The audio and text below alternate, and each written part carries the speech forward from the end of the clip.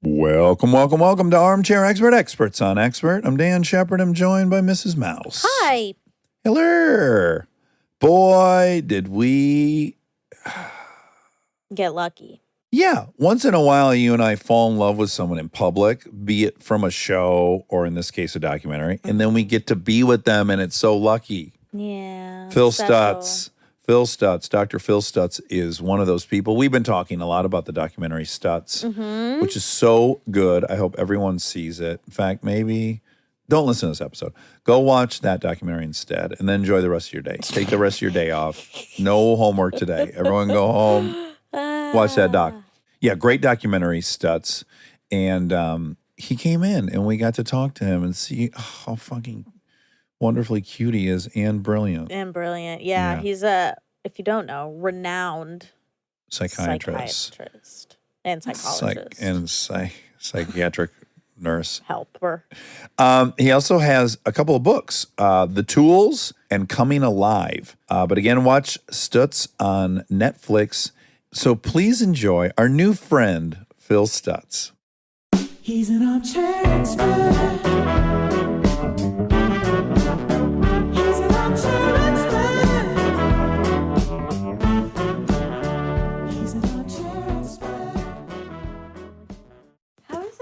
This morning. I love that color. It's fantastic. Thank you. Me too. I spent hours selecting my shirt. We're kind of matching. Yeah, I love it. Do you want a coffee or a water or? Just some water. Oh, here's your water. Oh. I got his water here. Okay. With lemon. Ooh, that's always a great way to start the morning. If you want more water or our water, it's available to you. It's just a buck. It's not even that expensive. It's like $1 a can if you want one. You guys are making me laugh, and I'm going to choke. Oh, don't choke. Don't choke. Yeah, I think as an interviewer, I always have the selfish goal of stumbling upon something that hasn't been already stumbled upon with you. And you choking to death here would be, I mean, that's an exclusive.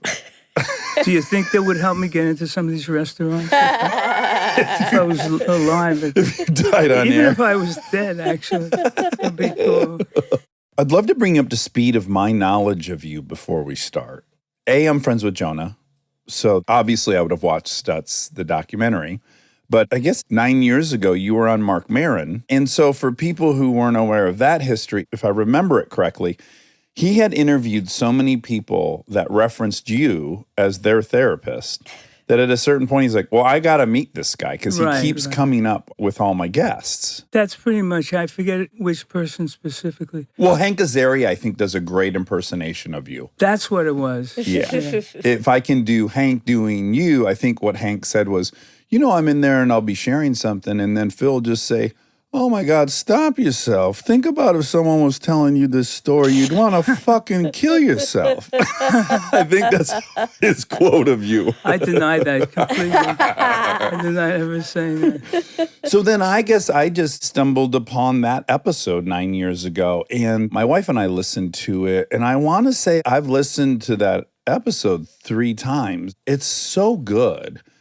And so I was just really interested in you from that point, and for a lot of different reasons. And it's really fun because that interview was one thing, and then Stutz, the Netflix documentary, is this entirely different thing. It's more your technique, your approach, how you treat patients. Yeah, that's a big part of it. What I'm trying to do, and it was really more Jonah's idea than my idea, is to make this not like my technique or his technique or anything like that, but to make it a process that could be extrapolated to a lot of different situations, not just to patients or clients, but to actually people out in the world that weren't even in therapy. The response has been off the hook. Yeah, I bet. Almost unimaginable. That guy's going to be an all-time director. Jonah? Yeah. Yeah, it was incredible. Yeah, I got to just also tell you, I met Jonah. He had filmed 40-Year-Old Virgin, but it hadn't come out. So when I met him, I'm meeting somewhere much closer to the photo he brings out, right? I'm meeting the very eager, excited,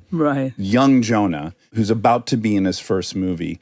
And so I've known him since then, and I've gotten to see every kind of iteration as he's tried on different hats and whatnot. And the version that's in this doc is the most beautiful version of him I've ever seen. And it really reinforces that the side of ourselves we most want to hide is That's right. ironically the most beautiful side. Yes. I mean, to think that that's who he was hiding, that boy in your office or the fake office, right, who lets you hear it all. It's kind of fantastic. It's kind of like a miracle, actually. It's a miracle. It really is. And there's two things. I know him as a person. B, I'm a fellow actor. So I think I am acutely aware of when they've fallen into the routine. And I was kind of on high alert to watch if he was going to fall into the routine when it was uncomfortable and awkward. Yeah. And I'm just so proud of him for not ever letting himself go to a safe spot. Yeah. For me, the biggest turning point was we were about a year and a half in. I guess Netflix is so rich. I don't know what, but first we had 8 days, then we had 13 days. I don't know. He trashed the whole thing, which I went, wow, and built it back up from zero. By that time, I think everybody was so exhausted and confused. That was the environment where something happened. That's the best way to say that something happened. Yeah. And it didn't just happen between he and I. It happened in the world at the same time. What was going wrong originally? It just felt false? Well, first of all, both of us like to tell a lot of jokes. And when I get nervous, I really tell a lot of jokes. Yeah. Have you thought I've been funny so far? So funny. All right, good. You're right now, you're in neck and neck tie for funniest guest of 2022. I'll let you know on the 31st who we decide. Okay, I appreciate that. I appreciate winning also. Even more. But anyway, so that's one way we would avoid. We'd fall into our roles. There was a point where I could see it. He wasn't getting what he wanted, even though he didn't know what he wanted at first. He was a fantastic director for me because I've never done anything like this. I had no idea what to expect. And so he made me feel very comfortable. It's interesting. It's like you and it's like Mark, who was the same way. I didn't even know what a podcast was. I go up to the guy's house where he broadcasts from. He's talking to me, this and that. And he says, come in the back. I'll show you where we do this, the studio. So I said, all right. He says, why don't you sit down, get the feel of it, all this. And the second I sat down, he turned the thing on. Mm-hmm. Yeah. And he didn't tell me that until a couple minutes later. It's but a that good was trick. It is. Oh, you used the same trick? I Don't mic'd your try it on me. car. That guy who was early, he was early because I had to rig his whole car. So I've got you in transit shit. from Century City. Like he's looking as if this might have happened. No, he did not. From the outside, what I think happened was that Jonah went into it with the notion that he was going to showcase you, that it was about you, and then probably some kind of ethical dedication to not make it about himself. I think he went in with two kind of agendas that just fundamentally wouldn't work for what you were doing. And even I, as a viewer who knows him, I'm like, when we get into the Jonah shit's so juicy and powerful. Yeah. It seems to me it took him a minute to recognize it's just not going to work unless that's what it is. Yes. A big part of my philosophy, especially with performers, is failure and loss. They almost have to be worshipped as if they're gods. They're positives. Obviously, you have to know how to deal with them so you don't get paralyzed completely. Why are they to be worshipped? If you think of it in terms of the shadow, which is the part of you don't want anybody to see, but you can't get rid of, but you still try to hide it, it has a lot of stored up stuff in it. Emotions, memories, attitudes, fears, whatever it is. You have to get at that stuff. With the human ego, its nature is to try to avoid that. So the definition of the ego is removing anything that you think the world will look askance at, will shame you, embarrass you, whatever it is. So you want me to tell you how I invented this? Of course I do, yeah. Yeah, you guys are actors. Okay. I had first gotten out here was the 80s. I was just learning about acting and show business, all this stuff. So a typical thing would happen would be one of my patients would get a call back. They get so excited about it, and then they say, okay, now I have to replicate that reading. So a callback is the one that happens after your initial audition. Yes. Basically, you made it through a round of the process. That's right. And your immediate inclination is like, oh, fuck, what did I do that was so right in that room? I have to figure out how to do the exact same thing in this callback. So, in effect, they would say to the shadow, just stay outside, because if they see you, we are roundly fucked. There's no chance. Just wait out here. It'll take 5 minutes. I'll buy you an ice cream cone, whatever. What happens is you tell your shadow, stay out, stay away. So you, the ego, is working so hard to make the thing perfect. And what you really get is like a flat reading. It's not terrible, but it doesn't catch your attention. It's dead. And the reason it's dead is because the shadow has been excluded. And by the way, when you tell the shadow to stay outside, what he says is, I'll wait for you out here, but don't expect any help from me. You are fucked. I resent being rejected. I mean, it's not that on the nose, but it's close to it. And when the shadow rebels, it's kind of a withdrawn state, and the soul force doesn't come out, because the soul force or flow, whatever you want to call it, it's unpredictable, it's sloppy, it's messy, because it doesn't care about the things that we care about. It doesn't want to win. It's not playing for that. It doesn't believe in words that much. It believes in feelings much more than in words. The ego thinks the shadow is insane. That's the best way to say it, because his value system is so different. So I started to bring the shadow with me. I would talk to him and I'd say, you can come in here. You can say and do whatever you want. I'll tell you, between the two of you, you have an excellent vibe to give that permission.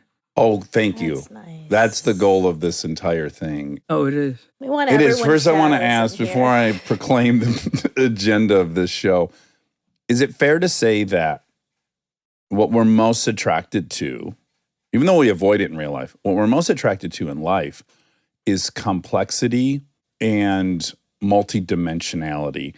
And when you leave your shadow outside, you're literally leaving one of your most fundamental dimensions. So when I now am just my ego or my superego or my perfect self, we can feel that this is two-dimensional. There's not that other bit of geometry that makes you complex and intriguing. This is a little bit broader of an issue, but it's important, which is most people live pursuing that which is magical. So if I just draw like a rectangle on a piece of paper, but it's outlined with dashes, it's not a solid line, and I call that the pursuit of perfection.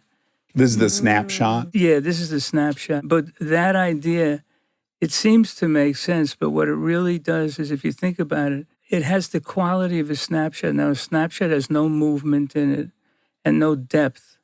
So the more you hunt for the perfect, the flatter the thing gets. And then if you're trying to perform or just express yourself, the flatness kills the whole thing. In other words, probably 75, 80% of human communication is not verbal. Like with her, I can just, I rest my case. Yeah. There's definitely some signals being sent back and forth. Telepathy. Yeah, some telepathy.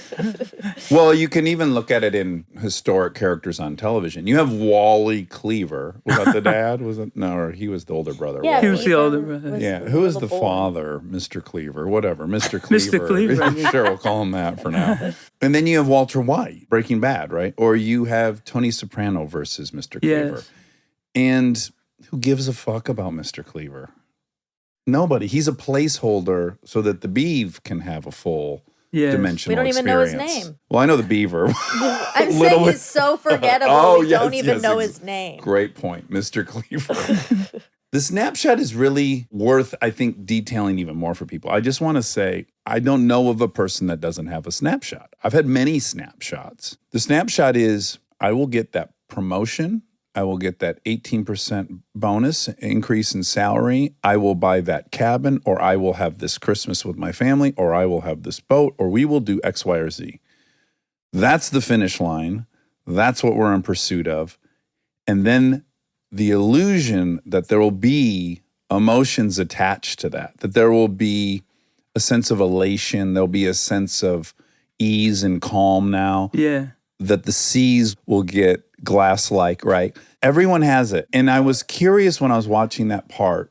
I find a hurdle I have in expressing how I feel about life is I've had this incredible privilege of getting the snapshot. I don't think most people get the snapshot. So it's hard to talk people out of the snapshot because why the fuck would they believe you or I, right? I feel so blessed in that I got the snapshot. And I was the closest to suicide I've ever been in my life, which makes me go, well, it must be something else. So I guess my curiosity with you and with patients is it harder to convince people that the snapshot is just a snapshot if they haven't achieved the snapshot? Is that a hurdle for people or for you to treat people? That's a good question. I never try to divide it up like that. Yes, I would say it's harder because Here's what actually happens. I hate to keep putting everything in show business terms, but a lot of these things in show business are so central to the human experience. Anyway, a kid comes out here, he's fucking smoking, using heroin, he's late, he doesn't prepare for his auditions. He's a bum, and he's very talented, very good looking, but he's not going anywhere. Somebody like that, the first thing I tell him is you have to become more disciplined. If you're not disciplined, even in areas that don't even seem important to you, you're not going to make it to that level. And the kids always say, well, I know I'm going to be a star, and once I get to be a star, then I will try to discipline myself. Now, that has never worked in human history. Yeah. And what really happens is most of them don't become stars, so we don't have to worry about that. But those who do are very prone to depression, like very prone to it, because I did what I was supposed to do. I became famous. Now, where's the reward? I still feel like shit. I can't even get a table at Craig's sometimes. Whatever it is. The universe should have changed, and it didn't change. It's a shocker. In extremis, that's when they kill themselves with drugs. They kill themselves. Now there's also cosmic injustice. I followed the plan. I got to the finish line, and where the fuck are all the prizes? That's right. On top of every other issue they already had, there's like a deep resentment that this thing didn't work. Yeah, like they've been fooled or betrayed. They've been duped. Yeah. God, do I relate to that? Well, What? just good morning. come over here for 1 second. Come over Good here. morning. You have a little doodad. Oh, is it peanut butter? I ate some peanut butter. Well, it's in your eyebrows. Yes, you had some peanut butter in your eyebrows. That's my I don't want that shadow. on my show. All right. Go ahead. My shadow has peanut butter in her eyes. Yeah, your shadow fucking made your toast this morning and shoved peanut butter all over your eyebrows to confirm It's you funny are. you mention that. I just had an addiction to peanut butter. Really? Yeah, I had to stop. Why? How much were you eating? I Oh, no. A whole jar a day? They were little jars, though.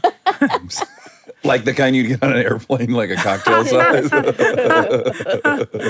A cute little jiff. All right, let's get serious. Yeah. What are we Well, hold on. We're We pretty get- deep in the weeds, and I do want to, probably just selfishly, because it was so impactful for me to come to know you in this order. We're already into it, and it's fine that we just hit pause for 1 second. I think it's a value, it certainly was to me, maybe because I'm suspicious of everybody. Your history is really, to me, impactful. I'm a cynic. Fucking Jonah Hill's therapist. Okay, what are these two bozos going to tell me, right? This guy's rich. This guy's too rich. What are they going to do, right? The fact that you are from New York, you graduated from NYU, that you were a psychiatrist at Rikers Island. I need this piece of the story. Yeah. This is really important to me. What you're saying isn't in a bubble. It really spans the spectrum of human experience. What would make you take that job? Were you a thrill seeker? Were you creating the story of your life? Did you want to get in the fucking weeds? Oh, or was that the no. only job open for you? No, the latter. Oh, okay. It was one great thing if you were a prison psychiatrist, which is most of the time the inmates were locked in. There was no chance of really doing anything. So I would say for 60% of the time, you were just in your own little cell there. Usually they locked the cell door so that you wouldn't get attacked. And then at that time, I was studying karate, so I would get in this office in the back, more than half the time, and I practiced the kicks. You want to hear a great story? No, I don't want to keep taking Yes, Yes, of course. We yes, have endless please. time. Time's not one of our issues. Okay. Cancel my afternoon. Clear as reservation. For the next 2 weeks. Okay, there was a clinic for people with medical problems, and nobody except the doctor was allowed to use the telephone in this particular clinic. So there was some emergency. I rushed into the clinic, and there was a nurse on the phone. I said, get off the phone. There's an emergency. And the guy says, wait 1 second.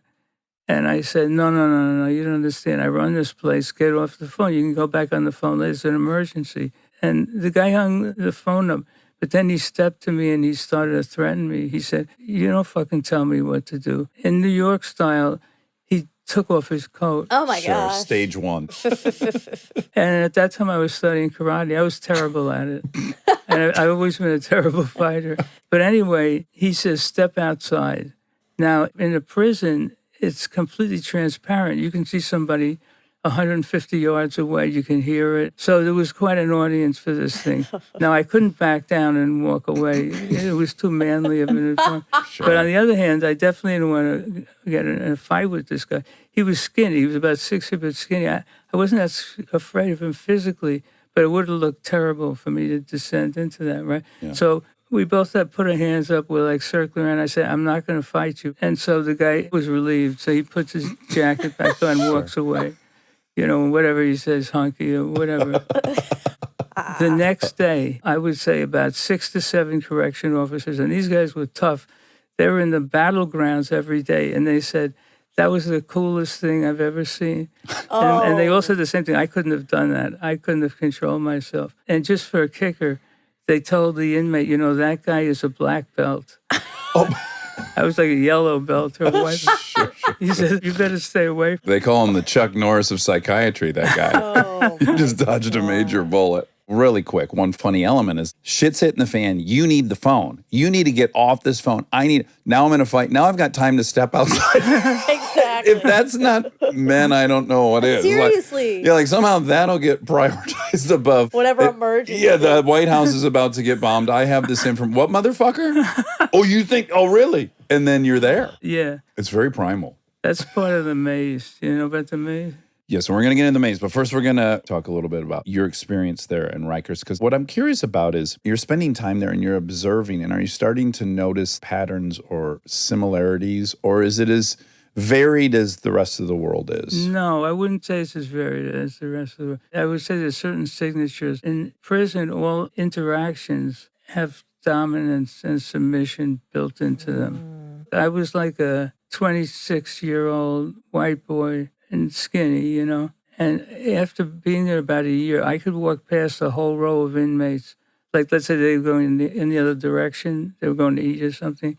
I could walk past them and I could control the whole group. Wow. How? Not at the beginning.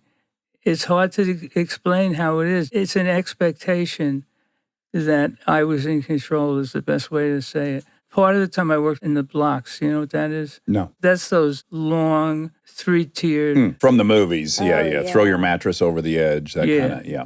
Guys would store up urine and they would drop it on this correction officer's head Oh, sure. from the third tier. We're resourceful, if nothing else. As I understand it, it's actually gotten worse over there, if that's possible. But anyway, the joke of it was, even though I was a psychiatrist, I was well-trained, there was basically only 2 requests that these guys made. They never made a request about, I need help for my mental health, never. Number 1, they wanted Valium. Sure. And number 2, they wanted to get me to say things that would either mitigate or prove them innocent. So they were working me. And the reason is they just couldn't help themselves. Typically, the guy would say, the crime I'm being indicted for, I absolutely did not commit. It's unfair. It's not right.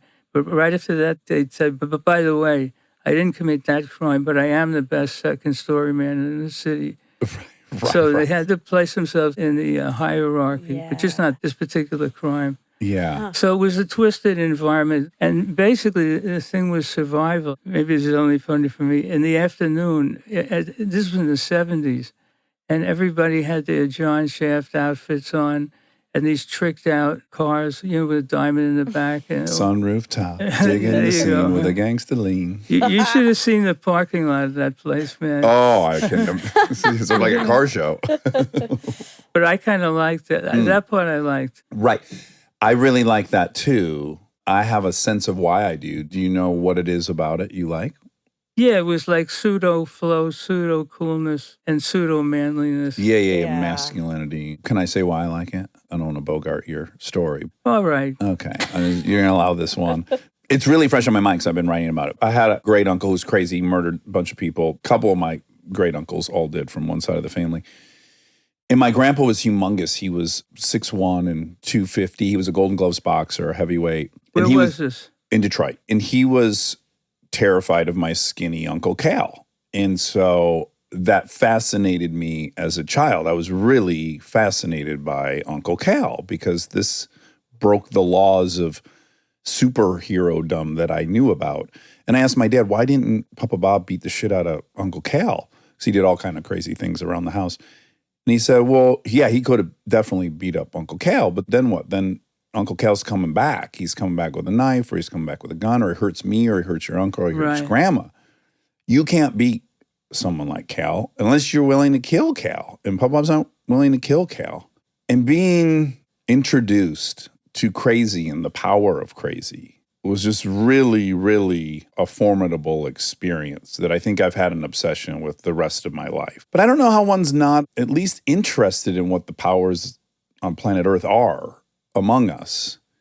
And to find out that there was one that kind of trumped everything was very intriguing to me. And so I would want to be in that environment, in that prison environment, and I'd want to witness crazy, and I'd want to maybe feel like I was infusing it enough of it that people then would also have that fear about me and that I would ultimately be powerful.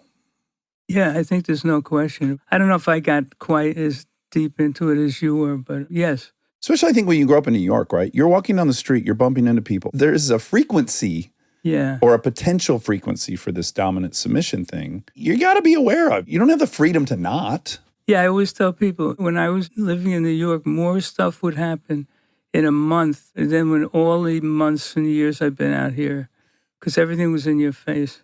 One time there was a murder in a dry cleaner right near my house on First Avenue. So it was the guy that ran a cleaners, somebody whacked him. 2 weeks later, I'd see my cleaners that I go to, and I was kind of friendly with. And it's 5 o'clock in the afternoon, and he's not in front of the store. He's not in the store. He's nowhere. There's nobody there at all. Guess what happened? He got whacked. They made a mistake with the first kill. Oh, boy. And they killed the wrong person. Oh. Right above him, there were exhibitionists that would fuck every night right after dinner. Uh-huh. I mean, it was tremendous. What a place to live. Yeah. Oh, yeah. There was a place called the Tumble Inn, and it had no windows. They were all boarded up because there were so many fights and guys getting thrown out the window. Yeah.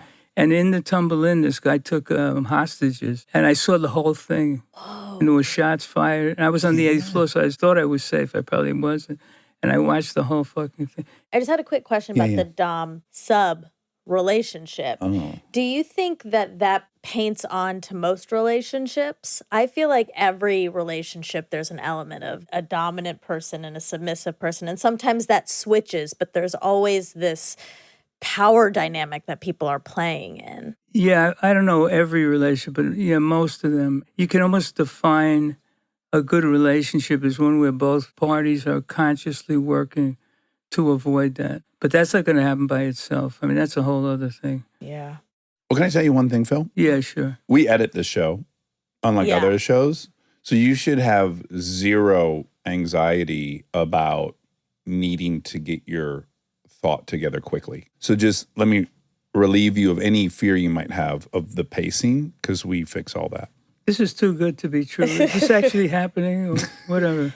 We do lots of cutting. Although in the doc, that was one major takeaway for me is the amount of time both you and Jonah took before answering, because it was so thoughtful. It wasn't just spewing out thoughts or concepts or what you've already rehearsed. You really thought about the answer before you said it. Nothing really felt loved reflexive. it. Yeah, I loved it. Thank you. I never thought of it, but that's exactly right. I couldn't have been prepared because I had no idea what we were going to do, which was very helpful.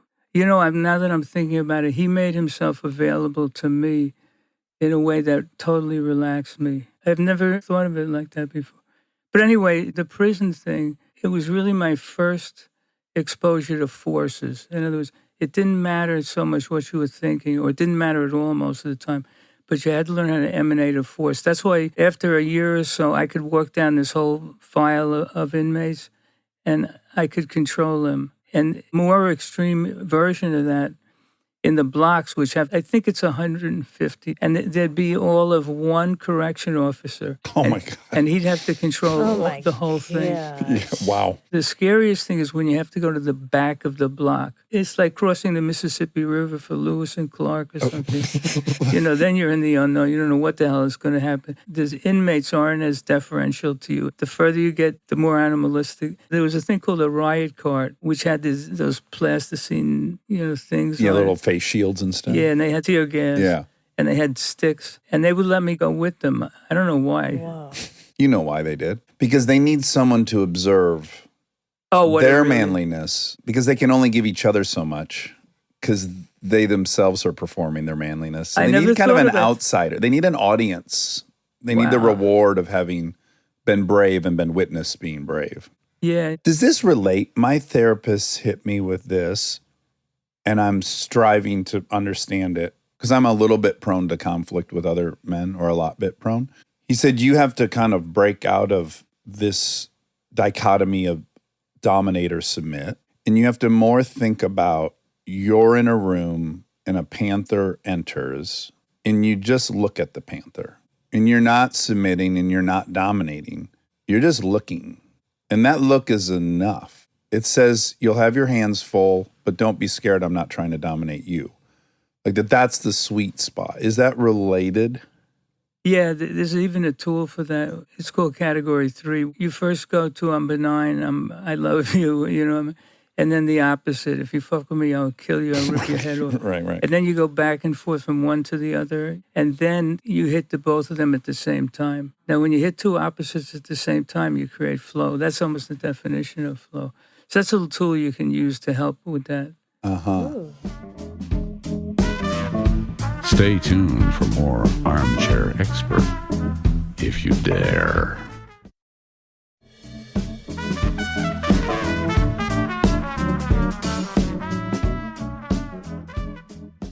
So when you enter, and you talk about this in the doc, you're kind of unconventional in that when you got into this, that was the reigning theory. Like, we're going to not suggest anything. Explain what the reigning kind of The paradigm reigning was. theory was that all people's problems stemmed from some conflict in their unconscious that they weren't even aware of. There was a battle in the unconscious. Basically, it said, if you become aware of the conflict inside yourself, it would go away. Just the awareness of it. Yeah, and you could come to that conclusion yourself. And, you know, I called bullshit on that. I said, are you fucking kidding me? If any of them could come to the solution themselves, they wouldn't even be here. Yeah. They're asking for help by the fact that they showed up in the first That's place. correct. That was the old theory. And they would say, don't you dare tell the person what to do. Don't structure the world for them. Don't do anything. Just sit there, excuse me, holding your dick. And Yeah. it'll happen by itself. It never happened in human history. In no other field would they assume that something's going to happen by itself when the conscious mind is incapable of coming to a solution. So that was a big switch for me. It's so deeply ingrained in my soul that self-regulation, I call it, like Marxism was self-regulation. Bullshit. You know, if the workers understand their predicament, then they're all going to change. The theory not only doesn't tend to heal you, a lot of times it tends to hurt you because it's rigid. And because it's rigid, there's a lot of things that you can't see or you don't want to see.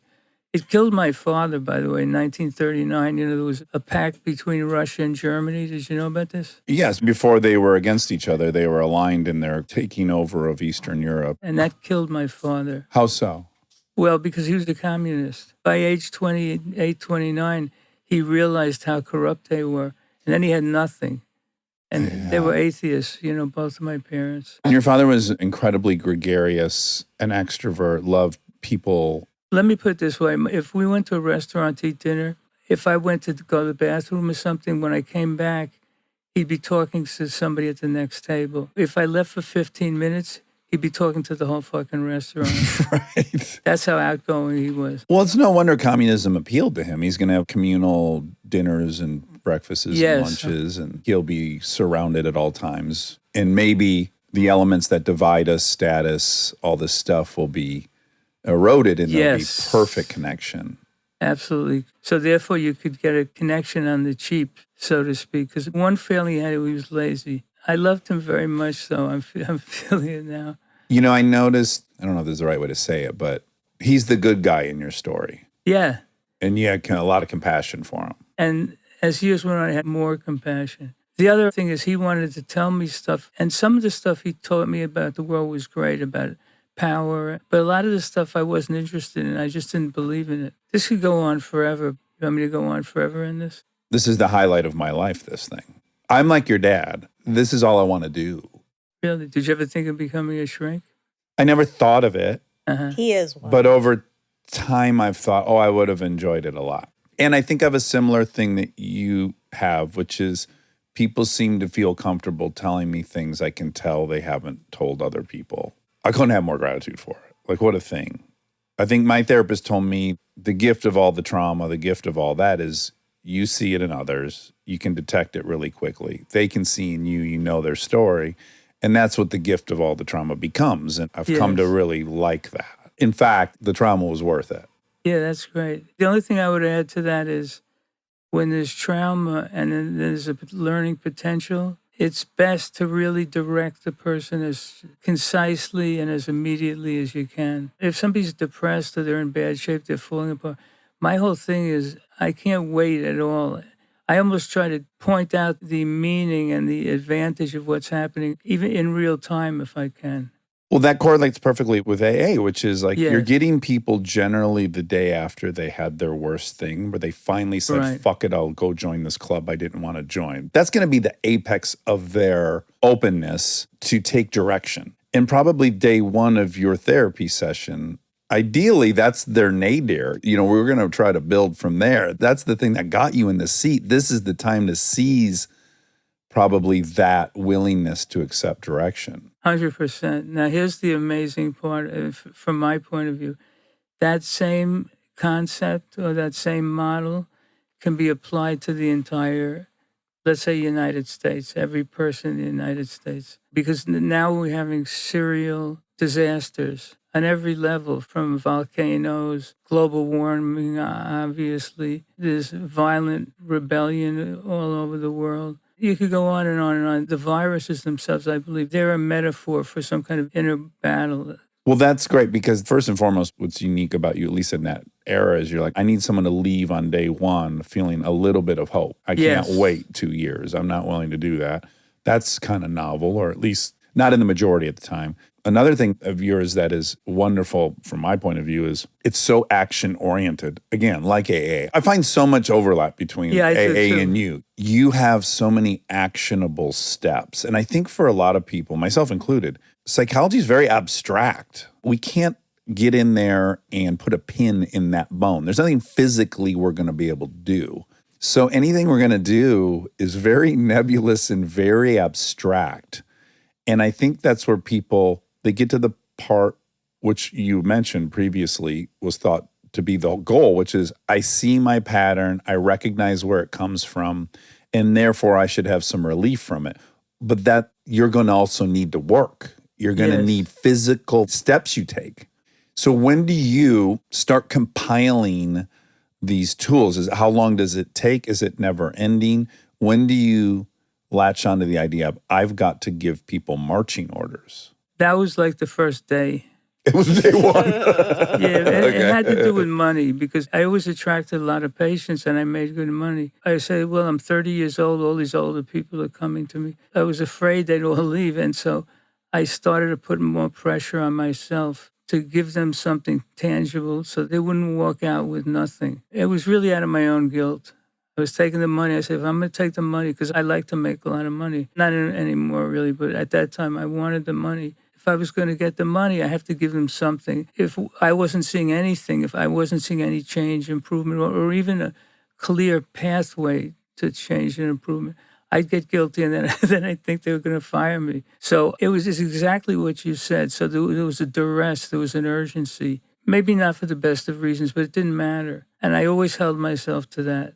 What was the snapshot then? I mean, money clearly was in it, as it was for me. Pretty much in that moment in time, I started to get sick. Okay. So then health became the snapshot? The snapshot was getting better. Well, I'll tell you another story. I've been sick for a couple of years, and my friend said, hey, there's this woman up in Marin who seems to be some kind of a healer, do magic, whatever. So I go up there.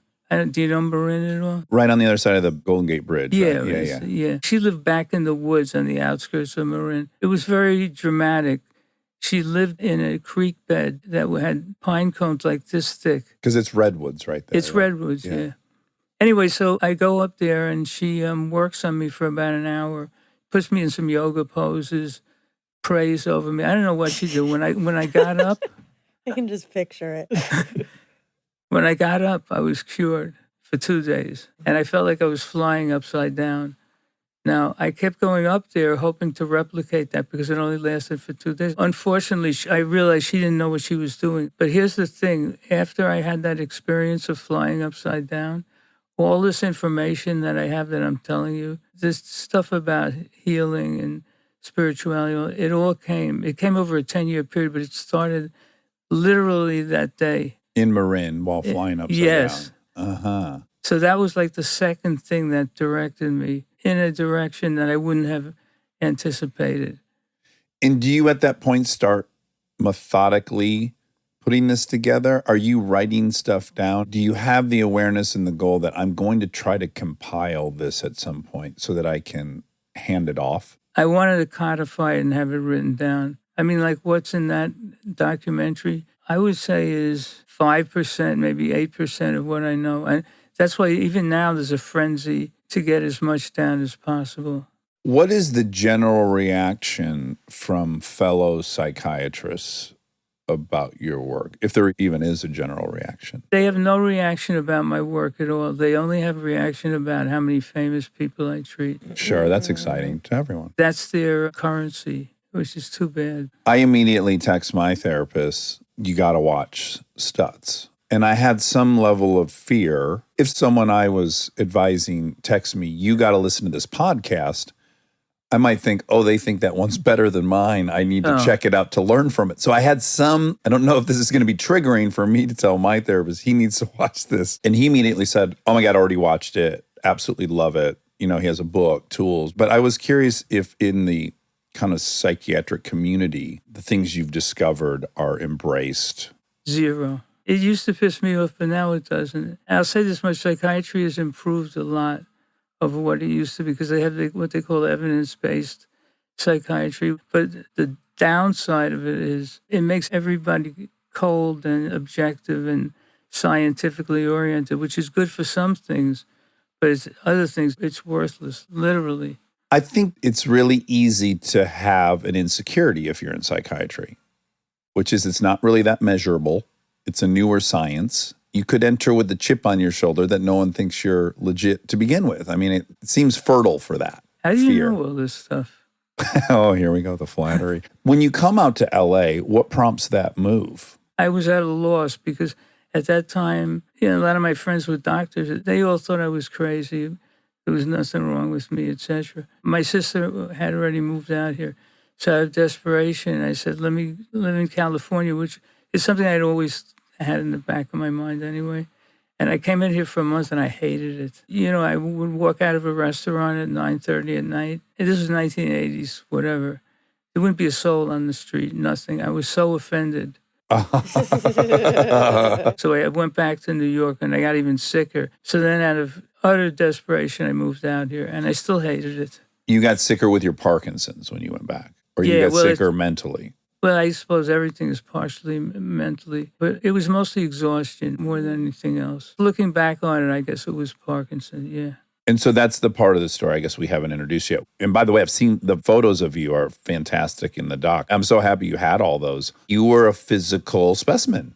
You were gorgeous. You have an athletic, physical body, and you enjoyed it. You actually used it. You played basketball. Oh, sorry. Karate, I said. Karate, yeah. You're challenging nurses to fights in the hallway. Like you're feeling your physicality. You're a fucking genius. I can't believe. Yes. Oh, no. That's the worst thing you could possibly have said in this room. But a lot of the stuff I did was to ground myself in the physical because my mind would go the other way. I guess I am a kind of a strange person. I do want to pause there actually for 1 second because I wonder with all your patients who are successful, who are smart, I assume most of them are they trying to impress you? Do you worry about that sometimes in your sessions that your patient is there to impress you?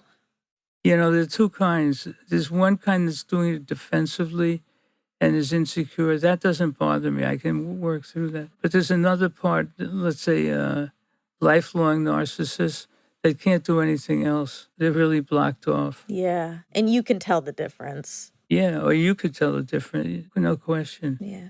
You can do that quickly? Yes, I could do that quickly. I could do that maximum 20 minutes Wow. of the first session. Okay, so that makes me nervous because we've been talking for 20 minutes, so you know if I'm a narcissist or not. How do you delineate that? Because you're in a situation where the person is, of course, going to talk singularly about themselves. That's the premise of the experience. So how are you deciding what is narcissistic and what is not? What are the signals for that? The signals are retreat, withdrawal, excuses, because people know there's a path of forward motion and there's a path of hiding and avoiding. They know that much. The person isn't really interested in what he would have to do to change. He's not really interested in it. He's interested in getting validated by me. It's a more, I don't want to say disturbed, but that's a more disturbed person. Yeah. Have you seen people effectively confront narcissism? It's funny. People keep asking me that. Yeah, I have. It's a lengthy process. It depends on the person and, the segments of narcissism. But I would say in the best of all possible worlds, you need the ingredients of his life has to be not happy, or better yet, not satisfied. If you have somebody who's not satisfied and comes to the conclusion, which it sounds like you kind of did to a degree, this isn't working. I got to do something else. Something's very broken. Yeah, was my thought. See, then when they come in, they'll say to me, okay, tell me what to do. I had a guy that I treated for 14 years. Didn't listen to a fucking word I said. Nothing, didn't improve. He had 2 daughters.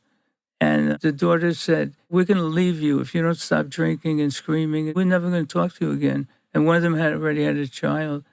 And in one day, he made more progress than the preceding 14 years because it was a penalty. Yeah. Right. And it's a true story. It's amazing. And when you can't manipulate. Yes, that's right. Because the narcissist is brilliant at finding a way to be the victim in all situations, hopefully convincing the other person who's confronting them that they are in fact the victim, and then getting out of the situation by establishing that they were the victim. It was too. They want attention for being the victim, but they also want attention for being the best, greatest, etc. The hero and the victim simultaneously. Yeah, simultaneously. That's the dream, isn't it? Yeah. Holding the trophy and everyone saying how impossible it was because you're such a victim. Yeah. Could I take a rest for a second? Yes, please. Absolutely. I apologize. I didn't really consider that I got to be mindful of whatever energy level you have, considering the medicine you're on and the condition you have. I didn't factor that in, and I apologize. Oh, it's fine. Okay. It's probably better, actually. I didn't ask for this. I didn't order this. I ordered the French onion soup. What the fuck is this banana? I just pull it out of my bag. How long have you guys been working together? Maybe a couple months. Oh. No way.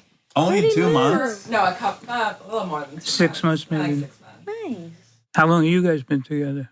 We've been doing this job for 5 years. Coming up Really? on 5 years, yeah. We're on like episode 520. This I take as one of the top ones. We're doing pretty good. Pretty happy with it. You could prove your sensitivity to me by bringing those M&Ms over here. That's actually one of my questions, and you can just eat your peanuts, and I just want to ask your thought about this. I'd say one of the very hardest things for me to do is to accept help. I'm real bad at it. I'm bad at asking for help. I'm bad at being weak. I've had a lot of surgeries. I have a lot of bad hobbies. Cannot be helped. And when I'm watching the documentary, I'm like yearning to nurture you and to help you and to care for you. And I can't be the only one that has that feeling when they're around you. And I was wondering how that feels and if that's uncomfortable or you have learned to embrace it. I'm trying, It's very uncomfortable, but with the Parkinson's, there's things you can't do on your own anymore, no matter what. But in general, I know that I need it, no question. In fact, what's interesting, I would say in the last year, when I've had to do anything, I've asked myself, if I had help or if I could accept help, how would that make my life easier? I try to connect help, not just with asking for it, but an actual result that's tangible, Right, like go a step beyond the asking. Yes.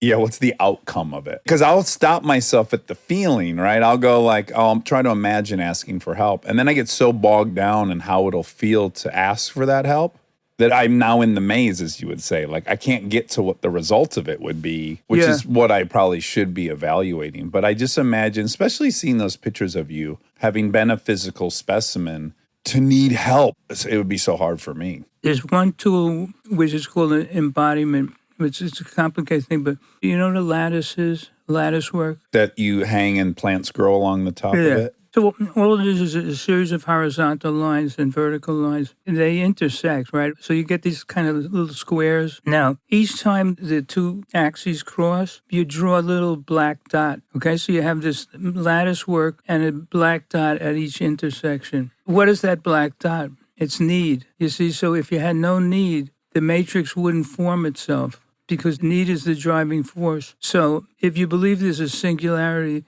a oneness to the universe, the force, the power that would create and maintain that is need. Yeah, I wrote it down, in fact, from the documentary you said, which I think is so beautiful. It killed me, actually. The glue that holds the universe together. You say shame and embarrassment is the glue that holds. There's something like that. Yeah, probably need is the bottom line, at least for men. Some of the embarrassment is because it exposes your need, I guess. It's a weakness. To have a need is to have some weakness in some area. Individually, it's a weakness, but collectively, it's a strength. And if we can't get this joke, we're going to be destroyed, literally. Yeah. That's what the next book is about. Not Coming Alive, a forthcoming book. Yeah, forthcoming. Okay. I had this experience like a month ago. I was on an AA meeting. It was on Zoom. And it's a really unique perspective. Having gone to meetings now for 19, 20 years, I've never been in a meeting where I'm observing rows and rows of the participants, and I can look at them simultaneously. And what I immediately was struck with was, what the fuck is this group of people? We got a guy that's 80, we got a 19-year-old kid, we got a gay guy, we got a trans man, we got everything. If you were an alien looking at this grid, you'd go, what on earth is this club that these people are in? And I thought, wow, this is a club of people who have the same weakness. It's the only club I've ever joined through a weakness. All the other ones I joined through a strength. So I'm good at motorcycle riding. I go to a track with other people good at it. We are bound by this competency on motorcycles. You might be in a math club. What I found about AA is the intimacy is 10x of any other group I've ever been drawn to, and how ironic it was the one where I came together because it's my weakness. And boy, wouldn't that be an interesting way to assemble, is declare our weakness and find each other. It's just completely opposite of what I did the whole other rest of my life, which is find like-minded competency. Yeah, that's why there's a point where I tell people, you're a fucking idiot. You're stupid because you won't open the door to need, or failure is another big one.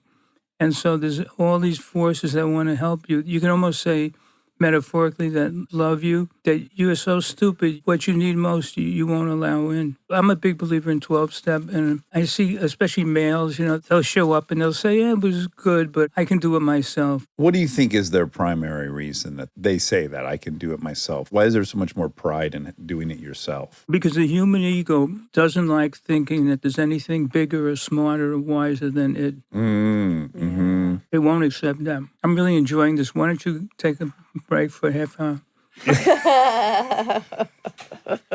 I love that part of the doc when you're enjoying the moment so much. You go, I'm going to go home and go to sleep. You guys stay right here. I want to come back in the morning and just join right here. Can everyone just stay here and then look at me in the same way when I return? You said that. I didn't say that. I'm repeating. This is verbatim what you said. Okay, how do we do that? If we want to draw something? Oh, look at this. What's yours? I'm neurotic about my pen. What is it? Sharpie gels. Okay, I do a pilot. You do the big. I do 1.0. It's got to be fat. Do you draw with a fine one or a fat one? Bold or fine? Fine.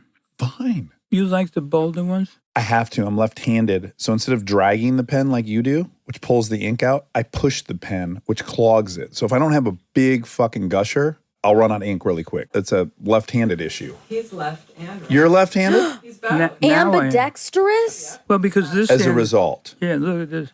But this is not. Interesting. What is your explanation of that? Why would your dominant hand be the one. You know, Parkinson's is always one-sided or the other. Oh, it is? Yeah, I don't know if they even know why that is. I mean, very few things are symmetrical, but now that I'm thinking about it, I wonder if the fact that there's part of you that's functional, you can take yourself through the experience of asking for help and receiving help. You kind of can do it internally. You had a bad hand and a good hand. Wow, I never thought about this. Because this is actually strength when all my life it's been weakness. Yeah. Your left hand is now your strength. And there's a hint of it in basketball because I would go to my left more than my right. You and I could get wild right now. You just said something that's really powerful. So you might be not as skilled with your left hand dribbling the basketball, but your defender is generally defending people who dribble with their right hand. So they're most skilled at defending when someone's using their right hand. They're the most muscle memory. So you switch to your left hand, which is a downgrade. Right. But it's only a downgrade relative to how the person now can defend you while you're dribbling with your left. So their weakness on their left, you might be creating a bigger deficit because you've switched to your left. Now the other person has to switch to their left. And maybe if you're both competing with your non-dominant hand, you're much better. So by maybe exploring your weak side, you enter in a different domain altogether where everyone also will have to operate on their weak side. And maybe it'll actually be dominant because the context has changed. Is that too abstract? No, I love that. Although I guess it's too abstract because I'm forgetting it while you're saying it. It has no stickiness. There's a lot of words. It might be fun, but it needs a rewrite. It needs to be pared down. It happens in interpersonal relationships. Me and you are married. We argue every night because you're on your phone. I say, you shouldn't need to be on your phone at night. You should learn how to take care of all your emails during the day.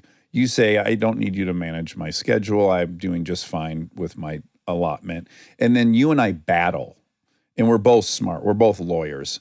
I can't convince you. You're not convincing me. And then I go to my left and I go, I want your attention. I feel lonely when you're on that phone. And that's more persuasive. And then they're like, oh, fuck. What's my defense to that? I don't have one. So I've gone weaker, but weirdly I've gotten now through. Because that position isn't one that can really be argued or tried in a court. I call that contextual. The ego might be stronger in one sense, but if you redefine the context, then the ego is weaker. You want me to talk about this? Yeah, of course. Yeah. Well, I want you to talk about anything that you're interested in talking about. And I also do want you to draw whatever you were going to draw. Yeah, that's probably because we're going to frame whatever this is, for sure. I might even incorporate it into my lovemaking. We'll see how it turns out. I'm going to leave that part out of the picture. It's up to you. You're the artist, but wouldn't mind something that's a little titillating in there. Just stop. Be respectful of this very special human we got to come over to the attic and just table your perviness for just an afternoon. I know you can't. I know your limitations. Are you engaged? His wife is in there. No, he was asking if you were engaged independently of me, right? No. Or were you asking if Monica and I were engaged? Either is a fine question. Both are great questions. I'm not engaged at all. And especially not to me. Him. Yeah. We're just best friends. His wife is a very famous actress. That is not me. You've seen her, Phil. You've consumed her content. It would be unavoidable at this point. Oh, yeah? And she's on TV? Well, you know the franchise Frozen? She's one of the princesses. She's a singer and an actress. That's supposed to be fantastic. I never saw it. So yeah, good. It's incredible. Oh, she did a movie with Jonah. They did Forgetting Sarah Marshall. Yeah, she was Sarah Marshall in Sarah Marshall. Good Place on NBC the last 4 years. She's the lead of that show. You know, they're coming out with a show about shrinks. What's it called? I think Shrinkage or something like that. Oh, you're being serious. I thought for sure you were setting me up for a joke. No. And supposedly, the me character in it is played by Harrison Ford. Oh. Get out of here. Nobody will believe he would take the part, but he did. He's good. Oh. Hold on a second. You're saying there is a show and that you are the archetype of one of the characters and it is played by Harrison Ford. He's not going by Phil Stutz, is he? They wanted to go by Phil, not the last name, but my lawyer wouldn't allow it. No. We got to get paid for that, I think. Yeah. Wow. That's good casting. If someone needs to be you, Harrison Ford's a good one. Well, it's good for the ego. I don't think that's good casting. Really? No, that's terrible. Absolutely. Why? This is Harrison Ford.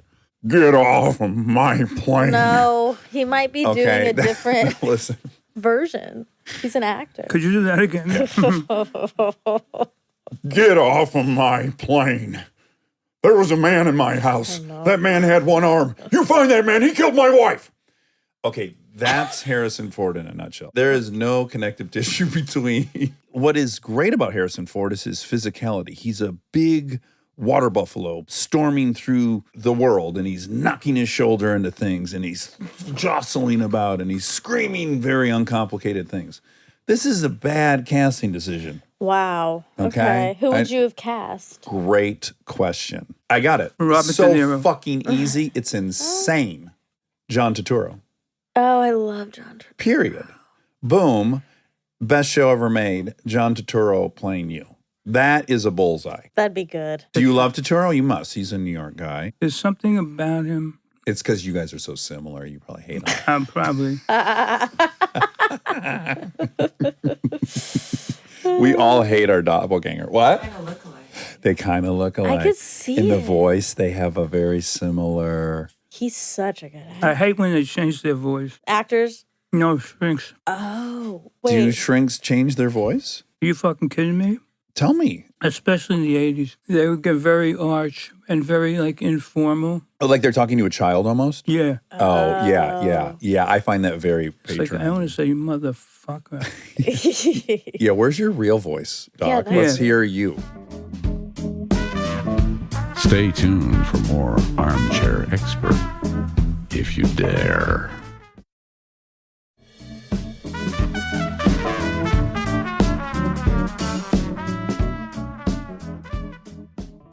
Anyway, here's the thing. Okay. The lattice. This is the lattice. Now, you see the little bumps? Yeah. Each of those bumps, they represent need. You have a, don't show the M&Ms. Or you can show them. We'll have to talk to your lawyer. We don't know if you're endorsing M&M's quite yet. I'm sure you're fielding a lot of offers in the candy space. It's a big space. Anyway, that lattice work with the little bumps in it, which represent need, but they could also represent failure, depression, but mostly it's need. That's what holds the whole thing together, because these are experiences that nobody can deal with by themselves. You just can't. It's not even a moral issue. You've reached the weird conclusion that the universe is held together by the failures, not by the successes. The universe is held together by need, not by independence. It's hard almost to grok that. No, you're right. For there to be interdependentness, an essential ingredient would be need. Yeah, to me, the central ingredient.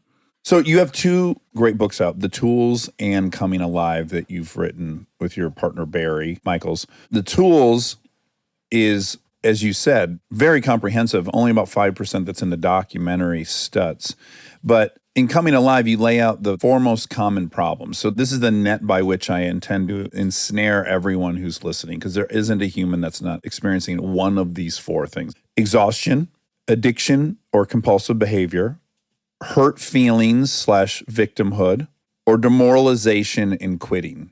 These are very common problems, and you employ the tools in the book to walk through how you would confront those. One way to say it is that it's not just giving somebody tools without a direction, without an overview. That's good. It's better than nothing. But the tools themselves will be more effective when you see them, experience them, and use them in a context. What is the context? In some ways, that's dictated by the patient. It's like a wheel that won't stop turning. You can think that you're free of this one. It's like cosmic whack-a-mole. Whack-a-mole, yeah. You may think you're free of that one, but it doesn't matter because they're all connected on some level. One thing that was cool, because it's not one of my problems, is exhaustion. And you said people seem to believe they have some kind of biological set point of their energy level, and they don't realize that it is highly variable and can be changed, their energy level. That's a contextual issue. What is the nature of the physical body? And I have to draw you. I'm sorry. Yay. Does anybody ever come in here and do this? No, this is so special. Not this version. No. Certainly some people have taken notes, and we've had a couple people with sketch pads and stuff, Yeah. which I always like. Oh, you know who wrote a lot is Gottman. Oh, yeah. Oh, yeah. Yeah. Yeah, it was cool. He does what he claims you should do in real time all the time, and it was not a performance. He's like listening to the thing, and he's forcing himself to write it out because that's how he's going to hear it. And he's doing it in his real life, like sitting there. That's impressive. It is, right? When you watch someone walk the fucking walk. Okay. These lines represent two different sources of energy. One is called physical energy, and this bottom one says spiritual. Now, the guy that I study, Rudolf Steiner, did you ever hear of him? Mm-mm. He was a philosopher born 1860, and in the year about 1900, Freud was starting psychoanalysis. This guy's switched from being a philosopher to the study of the occult and of the other world, so to speak. That's where I got this idea from originally. Anyway, okay, so look at this. Okay, so we have a line that's a physical source of energy. We have a line that is a spiritual source of energy. They're parallel, but then they both take a 30-degree turn and then they cross each other. Well, physical energy goes down and spiritual energy goes up. There's one caveat, which is spiritual energy won't go up by itself. See, the physical is given to you without any effort on your part, and it will go down no matter what you do. You mean over a lifetime or over a day or over what? Oh, no, over a lifetime. The turning point of these two things is age 27, and I felt this so many times in my own life. It's almost like a lot of people, if you woke them up at 4 o'clock in the morning and asked them what their age is, they'd say 27.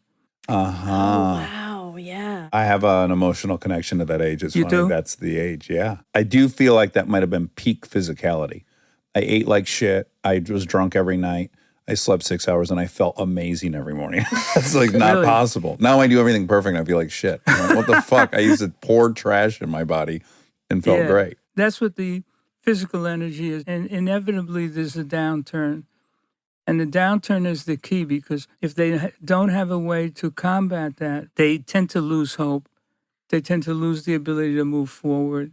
They tend to be closed-minded, because then they're in a defensive posture. Now, the antidote to that is spiritual energy. So spiritual energy you can improve on. Not only can you connect to it anytime you want, you can even make it stronger. So that energy goes up. How do you connect to it and how do you improve it? The keynote of improving it is discipline. And the first aspect of discipline is structure. There's three kinds of discipline. There's expansive discipline. There's reactive discipline. I forget the other kind. Anyway, but these are three different markers for you to measure your spiritual involvement, I guess. So reactive is the one everyone understands, which is don't eat that cookie, don't eat all these things that are now gone. It's called self-restraint. Okay, so that's one kind of discipline. Like we would think willpower or something. Yeah, structure was the one I left out. Structural means kind of like what it sounds like. You want to have a form to your day. As best as you can, you want to adhere to that form.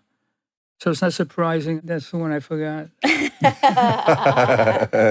Expansive discipline means you have to discipline yourself to constantly move forward. It's not the same thing as structural. Structural is like baseline habits every day.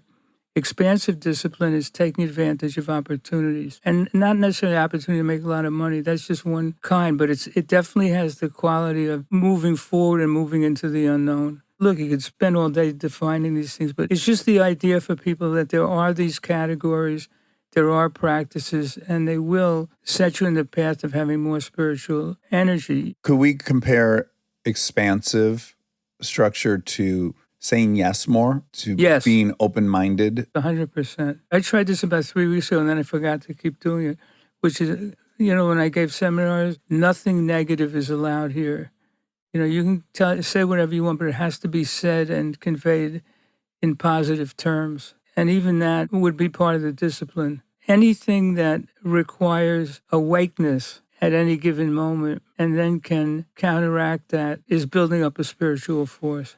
A great description to me of the subconscious is driving a car. So if you do an activity long enough, your brain can do it automatically. Yes. It can do it in the background. You can be driving your car, but you're thinking about something else, and maybe you're on the phone call, maybe you're listening to a song and dancing, but the activity of driving the car is being handled by your subconscious.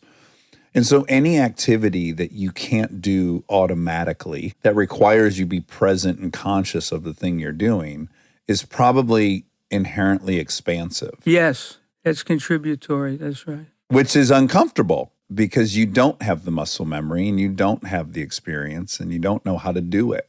Yeah, it's like switching to your left hand. You know, Rudolf Steiner used to say, take like a watch and break the habit. Like for years, I put my watch on my right side. You know, it's just an example, but it makes you aware. And the reactive discipline is the practice of awareness that should lead to some kind of action. Okay. Another great thing that's in the doc and in the books, of course, is the life force. So when people are feeling kind of lost and directionless, the life force is the only thing that can guide you. And the life force, if you want to visualize it, which is cool, is a pyramid, your life force. And it's got 3 layers to the pyramid. And the first and arguably the most important one is your relationship with your physical body, how you eat, what movement you do you exercise?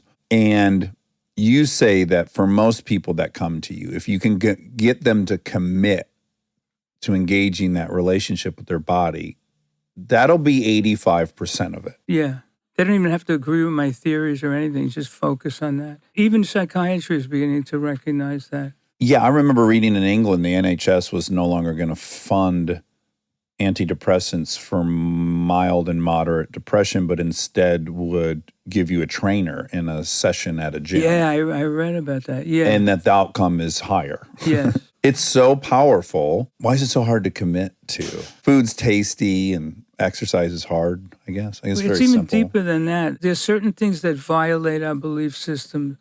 So if your belief system is all you are is like a piece of meat, this whole idea we were talking about of spiritual forces and practices, it says there's something else there. You're not just a piece of meat, and we're not trained to believe that's possible. The Rudolf Steiner says about, I think, 1830. Around there, they invented the assembly line. And he said that had a tremendous psychological effect on the people in Europe. The reason for that was the process of creating became mechanized. It lost its life force, which is really what we're talking about. Yeah, the activity got completely standardized. There isn't room for creativity. It's antithetical to the process. It's the opposite of creativity. Right. But anyway, as that was happening philosophically, the idea that there were any spiritual forces involved became the enemy. And it wasn't helped by a very unsophisticated view of Christ and of what role spirituality could actually play in everyday religion. That's another discipline. It's hard for me to describe these things in words, but what you're doing is you're creating a field, and a field acts by definition to include everything and everyone. You know you're in the presence of a field when there are serendipitous events that happen. Right. Suspicious coincidences. Yeah, I just had one because I need knee surgery. So I just met this guy in a parking lot. He told me he had a great orthopedic surgeon for it. And then I lost the guy's information. 2 days ago, it was because the documentary came out and he wrote me this letter. And I realized that I now had the guy's particulars because he emailed me. And so I got the name of the surgeon. Right. That's the field at work, no question. Right. Well, that's going into the expansive part of the spirituality, which is you move forward, you do things, new things pop up, new things present themselves because you did the first thing. Even if the first thing wasn't executed, you're now in a whole new world of possibility and opportunity because you simply have moved forward. That's called holistic return. Let me draw that one. Holistic return. You're going to get a stunt adjustment. So, Phil, when you're an actor in a movie and you perform your own stunt, you can get an additional bit of money called a stunt adjustment. So Monica's just supposed to sit in that chair and listen and talk. And instead now she's crossing the room a bunch, which is outside of her. Well, I'm using my physical body. I know you're getting in touch. Yeah, I'm getting in touch. While you draw that. Wait, can I add one more thing? Yeah. Just that story with the guy, it's also indicative of need. You needed something from him and he needed something from you that he got, and it all That's why you're intertwined. intersecting. Yeah. So while you draw that, I'm just going to point out that the next 2 rungs on the pyramid, which are really cool, are your relationship to others. And the thing you said in the doc, which I thought was so cool, is I think a lot of people think of the relationship with others is that you lose touch with other people because you sever a relationship. But in fact, in depression, It's more that all your relationships are just ships on the horizon and they're just drifting further and further away from you. And that the mere act of connecting with other people becomes an anchor that just starts dragging everything closer to you. Yeah. And I thought that was such a great thing. Monica and I talked about it at length on a different episode after both watching it. And it's so true. I think we get hung up in like, well, I don't want to go on that lunch, or that person's not interesting, or they're not my perfect person. And it's like, you're missing the whole point.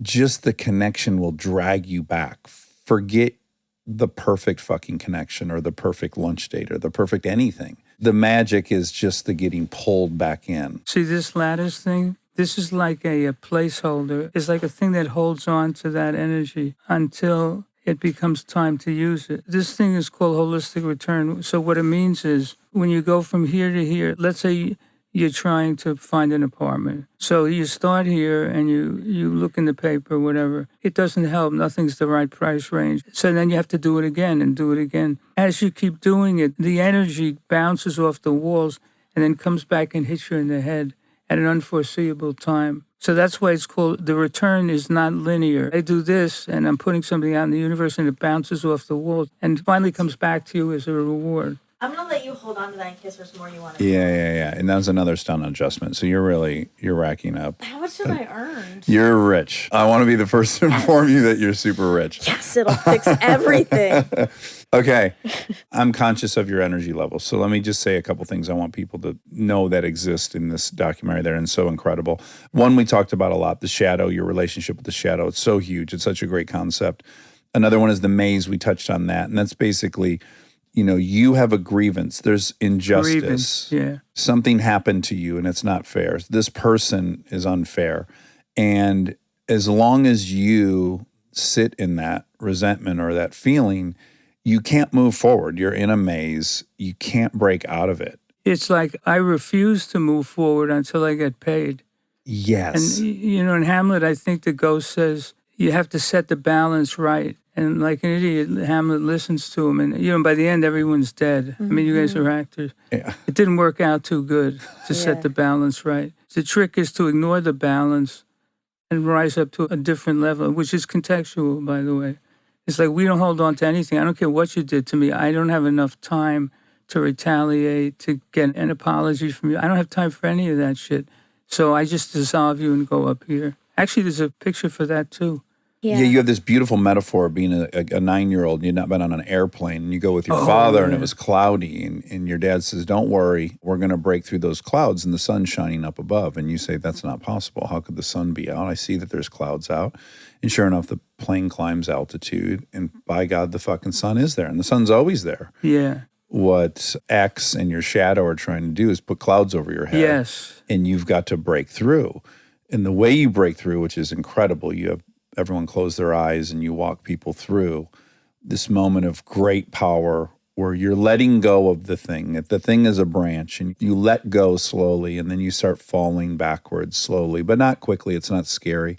And you fall into the sun and the sun immediately burns your body into nothing.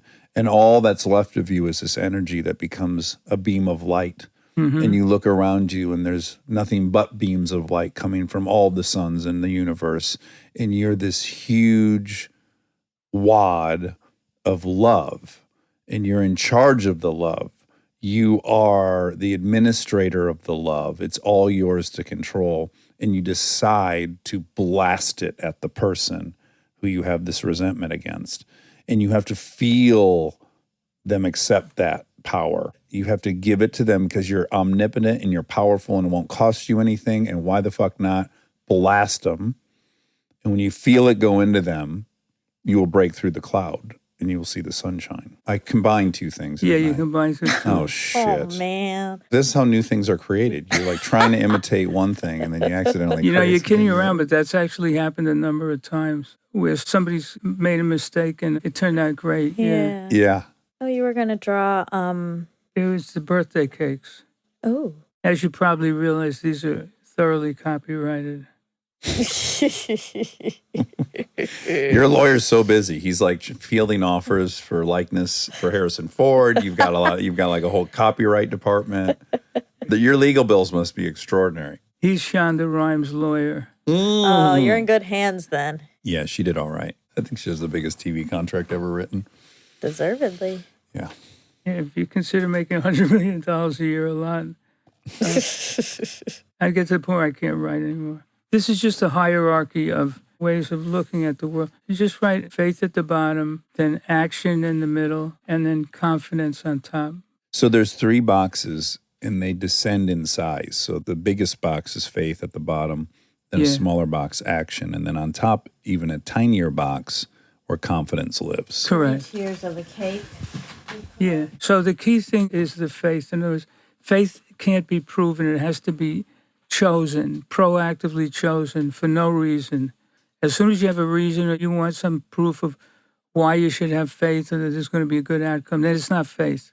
Faith has to occur or be chosen in the face of extreme duress. That's like the crucible in which faith is.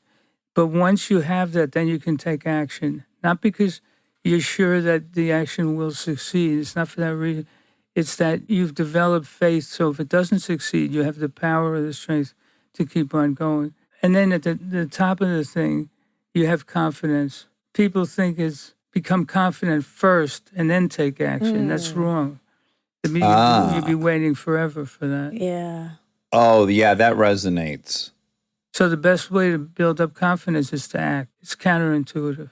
Interesting. Okay, this is my issue with parenting. I see a lot of people telling their kids, you're great, you're capable of anything, you could be the president. That doesn't mean shit. You actually got to let them do a bunch of stuff. Yes. Right? So that they can prove to themselves. You can't hand that to someone. You can only provide opportunity for them to take action and learn that they're powerful. There you go. You're actually harming the kid because you're giving him confidence that he didn't earn. So confidence and earning confidence are 2 separate items. Right. And it's damaging. You're actually depriving your child of something. And creating imposter syndrome. They know the truth. They know the truth. They know they can't do shit because they haven't done it. Well-intentioned for sure. Just probably now we know doesn't lead to what they were hoping. Your faith is not that the action will succeed. Your faith is that you're now on a track that eventually will make you confident. It has an inner promise. There's no outer promise. Finally, you're confident because you've worked this cycle, if you will, and you keep doing it and doing it and doing it. And confidence comes just from working the cycle, not from any result. Now, the opposite way of looking at it starts with doubt. So it's like I doubt everything and anything until it's proven to me. Oh, boy. This is ringing, unfortunately, true to me. To everyone, I think. Yeah. We all stop for this. Not for me, because I don't know how to spell fucking doubt. Not even close. All right. So it's doubt, and then, yeah, you were right. I'm sorry. Yeah. No. She's just racking up. These are all trips to the row. She's got a pair of pants. Now she's got a cardigan. Second one is proof. Is there another third guy? Yeah, it's a sense of I'm right. So it's I doubt everything unless you can prove it to me. And if you can, then for that moment, I feel like I'm the smartest thing in the universe. I'm Vindicated or? Yeah. Yeah, righteous. Oh, that's sad. Call a lawyer on this because there's never been so many on one page. You might need a new patent. File for a new copy. I like you guys, so I'm going to sign this. Okay, I just want 2 personal questions and then we're done. And you've been a warrior. Thanks for giving us so much of your time and energy. This is a personal one. This is like, I didn't pay for you, but now I'm going to ask you. I'm going to exploit this opportunity. What are the pitfalls of having all the answers? Because you have a lot of the answers. This is like objectively true. Does it inevitably lead to lopsided exchanges where you're giving and not receiving perspective? And does it threaten your standing to be receiving? So as you said, were you interested in therapy? I love, as I said, talking to people. People share with me. It's such a huge part of my self-esteem that I do that, right? Or that I can listen and I can help see through a lot of the clutter. But then I put myself in a position where, for a few reasons, maybe my ego doesn't want me to lose that standing. So I can't admit I need guidance or perspective, because then that would maybe diminish this role I love occupying. And then just to the structure of it, it's a lot of, again, giving perspective, not a lot of receiving perspective. And so I stopped kind of growing. And I wonder if you have experienced that in your life. I have at times. I mean, now I'm really careful about it because if I try to do that or put myself in that position, I'm actually blocking the next cohort of information coming from me. Right. So, what I tell people is the way you protect yourself is through HIPAA. It's just an acronym, HIPA. Uh-huh. Different HIPAA. Oh, it's the, I thought you were making a joke. Okay, it's not the Hippocratic Oath. Okay. Oh, I missed that totally. Okay. I thought you were making a joke. No, I don't make jokes. Everything I've said has been totally serious. That's true. Anyway, H is humility, which means no matter how successful you're getting or how many people are coming to you for advice, whatever, in the eyes of the universe, whatever you're doing is this big. It's called the world of small things. So humility means I can't get out of this band. The way I said it is I'm just another schmuck. I'm extraordinary in this one area, but other than that, there's nothing. So humility both has to do with how you carry yourself and also your expectations, which shouldn't be any greater than anybody else's. The next one is ignorance. Ignorance says in the midst of creating anything, you have no idea if it's the greatest thing ever or a worthless piece of shit or anything in between, and you want to stay ignorant. I tell the creators, fly under the flag of ignorance. I don't know. It's like Alfred E. Newman. The third one's the hardest one to understand. The third one is poverty. And poverty means if you're working on all these disciplines and you're building up a spiritual structure, when you wake up the next morning, it's all gone. And you have to build it up again and again and again. So that's what poverty is.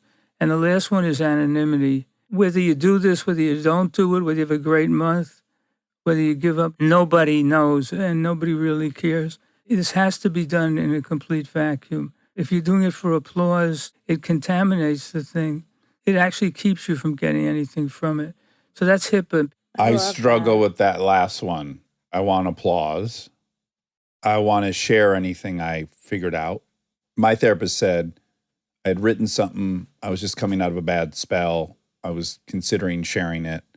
And he said, what if you just took it for your own nourishment? What would that look like? What if this thing you've written, you allowed to just nourish yourself and you didn't turn it over to everyone else? I like this guy. It's one of the most beautiful relationships I've ever had, and I'm 47, and it started this year.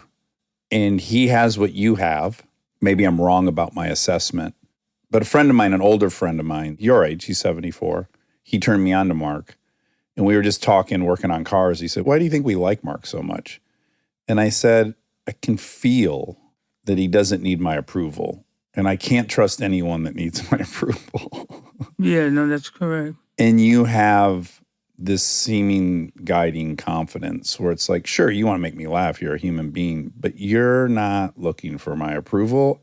And therefore, I can trust you. I'm always on the lookout for motive. That's my bad cycle. It's like, what's your motive? What's your motive? What's your angle? What's your motive? What's your angle? I feel safest when I feel like you don't need me for that. I mean, I guess then this wouldn't be a good time to ask you to read one of my scripts. Well, you could. Mark should leave the country. I just won't be calling you for therapy after that. Well, but there's some irony in that, right? Because that's what you like. You like that he doesn't need your approval, and yet what you're fighting is getting approval from other people. Oh, yeah. Well, it's aspirational. In AA, they say find someone that has what you want and ask them how they got it. That's why I'm friends with the 74-year-old dude I just referenced. Like, he has what I want. Yes. He's the father I want to be. He's the husband I want to be. He has what I want. And likewise, I aspire to be you or my therapist, which is like, I'm happy to entertain you as a unintended consequence of who I am, but I don't need it from you. That seems like a really good place to be in life. It's really good, and it's the hardest place to be because it's like in the middle. Yeah, right. Yeah, you're not the piece of shit and you're not the hero. You're some boring version in the middle. Unexciting. Well, that was pretty much my last thing. I do want to say, and maybe I'm projecting. I'm probably projecting, but allow me to project. Because of what I just asked you, is it hard when you have the answers to expose yourself as not having all the answers? when it's your stock and trade and it's your identity, for you to own the fact that you have, by some measures, failed romantically in your life, I believe to be harder for you to do than someone else. Because I could see where you would fear it calls the whole system into question. Well, if the system's so fucking good, why aren't you celebrating your 30th anniversary surrounded by kids and grandchildren? It's dangerous for you to admit that and own that publicly. I would say that's the one thing when people ask me about him, I feel myself making up excuses. Yeah, so you're right. Yeah. So again, though, you did the same thing that Jonah did. I now trust you. That actually makes me believe in the system more. Your life has 3 unavoidable things. There's going to be pain, uncertainty, and a ton of work. Those same forces of reality are on your shoulders too. And if you acted like they weren't, I actually wouldn't believe shit you said. Yes. Yeah, it confirms you're a person, not a guru or a god or someone Yeah, I above hate it that. all. Yeah. I'm going to send you off with a compliment. I'm just going to repeat what I said on the show a couple weeks ago after seeing the documentary. I have heard a lot of people's point of view on being a human, and a lot of them have had some really cool value. Like there's a landmark system. I never was a part of it, but I have friends that went through landmark. Some awesome tenets in that program that I've heard that I like. Nexium, the one that became a sex cult. There's a lot of great tenets in there. Scientology, I have Scientology friends. Some awesome fucking tenets. I always bail out at some point, you know. At most, I can get like 60% of the way there.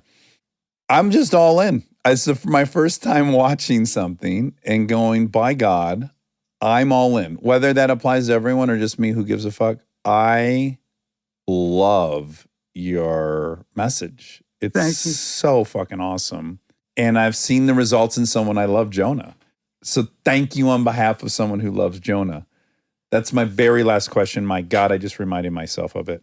Conventionally, ethically, you're not supposed to be friends with your patients. What do we think about that? In general, is that true? Here's what I say about that. If you're like going out to dinner or party, like in the first year or two when you meet a patient, I don't know, but ethical, it's not a good idea. It really isn't. On the other hand, if you've treated somebody for 25 years and you've never gone out to dinner with them, that's equally fucked up.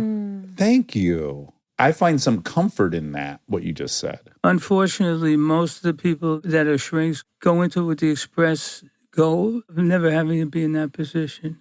There's a line and they feel, well, we're safe. I don't have to cross the line into being real because I've never done it in my life. You know, I can't do it. I'm slightly exaggerating, but not that much, though.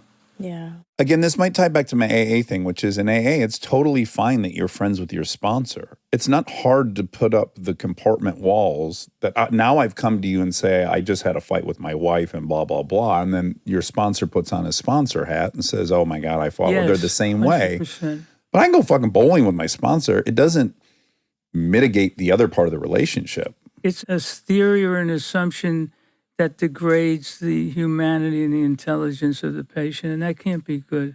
Yeah.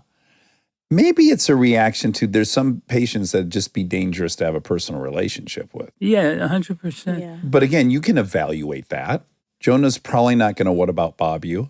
He's not going to show up at your vacation uninvited. Shit, I hope not.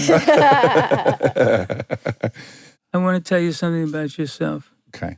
To me, anyway, what you are is somebody who your impulses are to overwhelm, but your self-control keeps that from happening.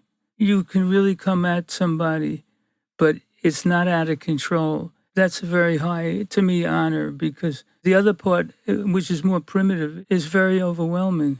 But it's like I have this big weapon, but I'm not going to use it, would be a way to say it. Well, I love that. That's a very high I'm trying compliment. my hardest. I spent a lot of the years developing the weapon. You know, too many. Yeah. Yeah. And I just didn't like the results of it when I got what I wanted. When I got the picture, when I could control every situation, every person around me, I didn't like the picture. And I felt like this is not, you know. My therapist says, maybe this would be exactly what you would say as well. It's okay for you to watch the show. You can put on the show. You've been putting on the show for a long time. I'm not asking a ton. Maybe 10% of the time, watch the show. It's a good show. Don't miss it. And I think it's in keeping with what you're saying. Yes. Well, I appreciate that compliment. Thank you. You're very welcome. This has been a pleasure. From 9 years ago to hearing you. How special. Yeah, really special. I feel really, really privileged to have gotten to meet you in person. All right, put them down for 2 weeks. And Rob, you ready to upload the photo to eBay? Okay, great. So we should have this thing sold by the time your taillights cross the... so much time. You did, Oh my you God. did. We were greedy. What time is it? 12:22. You know when you went to sleep Saturday night, you were going to meet some friends at a bar in an hour. Oh, you were going yeah. to take a 20-minute nap and you woke up on Monday. That just happened to you again. Okay? It's Saturday. Thank you, Phil. Thank you, Phil. Really appreciate You're very it. welcome. Thank you, guys. And now my favorite part of the show, the fact check with my soulmate, Monica Padman. Okay. You're wearing a beanie. Well, for a reason. Why? Because I appeared, as you know, in a documentary this morning. Yeah. And I had just worked out, and my hair looked like, not unlike a sewer rat when they emerged from the sewer. It was damp and greasy looking. So I threw this hat on to appear in the documentary. Hold on. What? You've been wearing a beanie since I saw you? Oh my God, Monica. Wait, are you serious? Will you check your heart rate? Are you having any? Wait, are you really? I have been wearing this long before you arrived, and I continue to wear it. I thought you just put it on just now. No, that would be something. That's why I thought it was weird. Yeah, it would have been really weird. But no, I've had this on since you saw me, since I greeted you, since we looked at that book for 27 minutes, had it on the whole time. Oh my God. Yeah, welcome to Earth. How do you like it really so far? It's pretty good. It's a little gloomy for my liking. Sure. Well, that's on Earth, does it ever get sunny? Oh, yeah. And in fact, where you're currently located on Earth, it's sunny about 358 days a year. Oh, thank goodness. Yeah, you're here at a very rare moment where we've been in a 2-week-long deluge. Yeah. Wow, that is really something. I am. Are you scared? No, I'm just, I don't notice anything. Do you blame your eyes or your attention? I'm deciding. Yeah. What were you looking at? My shirt the whole time? No, your face. Okay. Although I guess, Nah. yeah, that's nice. No, you're. I guess I wasn't paying attention to your hair. That's okay. Wow. I am so thrilled to be back. We're back in the attic. You got a blanket on. Yeah. You got your sweats. Yeah. Yeah. We're ready. Yeah, we can tell people we're caught up to time. It's your birthday happened yesterday. Yes. Well, 3 days ago. Oh, God. Oh, God. Here we go. My birthday was Monday. Yeah. And how was it? It was spectacular. Returned to the go-kart track, Yes. to K1, which Matt had done right at the beginning of break. This break was perfectly bookended with trips to the go-kart track. True. So it was Matt's birthday. We went. I Verstappened him, Yep. as we talked about Yes. already. That's been covered. So I invited Steve DeCastro. Yeah, okay. So where we left it is you didn't think you'd have enough friends. Oh, that's true. And did you? I did. Okay. Well, certainly enough for a competitive go-kart race. That's what I figured. Yeah. There was 8 of us there. Great. That's pretty good. Yeah. The new addition was Steve DeCastro, who's Yes. my really good friend who has been my stunt coordinator on 3 movies and is quite competent on all things motorized. We go to the racetrack together all the time. Yeah. He and I both brought our own helmets. And I say, if you're going to bring your own helmet to the go-kart track, you better win because you look like a fucking asshole. Exactly. Because you're taking it way too seriously. Yes. Mind you, I just don't want to wear a communal helmet. It's not that I think I'm too good. It's just, why wear a helmet that someone else was just sneezing in for 20 minutes? Ew, Right? that's really disgusting now Exactly. that you're saying it. So not only did I bring my own helmet, I brought my new helmet I've never worn before that has the cherries and my bullseye logo on it. Oh my God. Very big day. Brought it in a bag. Well, of course, DeCastro also brought his helmet. Yeah, smart. And then it's just like Formula One. You have a practice, which is timed. Okay. Then you have a qualifying. Then you have the race. Okay. The practice, DeCastro was so dominant. It was He was. incredible. Yes. And in fact, he got a 24.6 or something in the first practice, which is what I had gotten on my best race lap from 20 days prior. So I'm like, oh my God, he's starting at a Oh my 24/6. God. Were Like, you I'm so nervous? Yes, it's my big day. Oh my Baby's God. big birthday. Oh, baby. I have my own helmet. First time out. So after the first, This is making me anxious. yes, after the first practice, I'm like, well, this might have been an error in inviting DeCastro on this big It was day. a risk. Mm-hmm. Okay, here's the thing. Yeah. I respect that you invited a true adversary. Yeah. Because how do we know how good you are unless, like, Exactly. yeah. You're only as good as your best tennis partner. I don't know. Whatever the saying is, I just made up. We'll get back The to it. point is, then qualifying happens. Okay. And now I have the shittiest cart by a lot of margins. Like Why? the back tires are so shot. I can't go through every turn. I'm fucking fishtailing at the same speed I've gone. So I'm going through this whole qualifying section and I'm going in my head. It's a whole journey. Okay. I confront my maker basically in that 10 minutes. I go, okay, I'm going to qualify last. No. DeCastro's going to qualify first. I can't possibly make my way up through 8 people to win. So I'm going to lose on my birthday. I brought my helmet. And then I go, this is all while I'm driving. I go, well, good. This is good for you. Humility. You need some humility. You need to learn. By the way, this isn't even a lesson I need to learn. But I told myself in that moment, you need to have fun whether you win or lose. I already am that way. But in that moment, I thought I needed to learn this lesson. You are that way, except This one niche. thing. Exactly. Because I have fun losing at spades. It doesn't bother me. Like, truthfully. Well, I think you get over it within 1.1. I think you get over it faster than most people, but you don't. I'm trying to win. Yeah. But when I don't care. Right. I'm fine with it. But sometimes after it's like, you're still. Well, if I make thinking an about error it. and it's my fault, then I'm mad at myself for Sure, sure. But sure. I actually am fine. It happened over the break several times. So I'm having this whole internal dialogue and I'm like, well, good. This is great. You're going to be last. I'm getting like totally emotionally prepared for that. I'm going to be in last place with this terrible car. When I come in, they tell me to pull my car over to the side wall. They're going to retire it. It was that obvious to them even that they retired the car. And so I step out and I'm going to be 8th. Well, I don't know how. Because That's not fair. DeCastro, by You the way, should have been caught me. I was about to get lapped in qualifying by DeCastro. Can I ask a question? Yeah. Technical question? Yeah. I live for the technical ones. Doesn't everyone qualify in this party? Well, it's just like Formula One. You're qualifying for the grid order at the start of the next race. Oh, man. Because they line you up just like Formula Who One. thought of this? Oh, K1, they're top notch. It's just like Mario Kart. You're lined up. Right, for the but next you don't race. qualify. You just get placed. Right? It's Guys, based on stop your talking about your previous race. imaginary life. Like, this is a real life thing that happened that you're trying to cheapen with this imaginary life of your guys's. We get out of the carts. I'm actually now at peace with the fact that I'm going to come in last place on my birthday. Yeah. I don't know how, because again, he caught me. He was lapping me. I was able to get the second fastest. I got one lap in. That was great, despite In my shitty car qualifying. in qualifying. So why did you think you were last? If you because weren't last? everyone was leaving me behind on the straightaways. Everyone was catching me and passing me. That's what I'm saying. I don't know. I had somehow I got a good lap out of that thing. Oh. And I ended up qualifying second. Oh my God. So now DeCastro is in front of me. We start with him in number 1, but now my confidence is building because I'm like, I had a terrible cart and I somehow got a 25, whatever I got. First lap, I pass him. And then I checked out. Then I had a lonely race all by myself, like Max Verstappen You often has. did? Yeah, I just was driving by myself for quite a while while all the fun was being had behind me. And then another round of internal dialogue.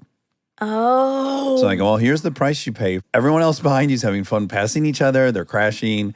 And you have to be number 1, and they're all by yourself. And that's what number 1 is, all by themselves. Oh my God. You took away that winning is lonely? Yeah. This was like a vision Holy quest. It was like shit. I was in a sweat lodge or something. Like I was having all kinds of journeys in my mind. And the theme kept being like, A, you should be happy to lose. And then B, winning makes you lonely.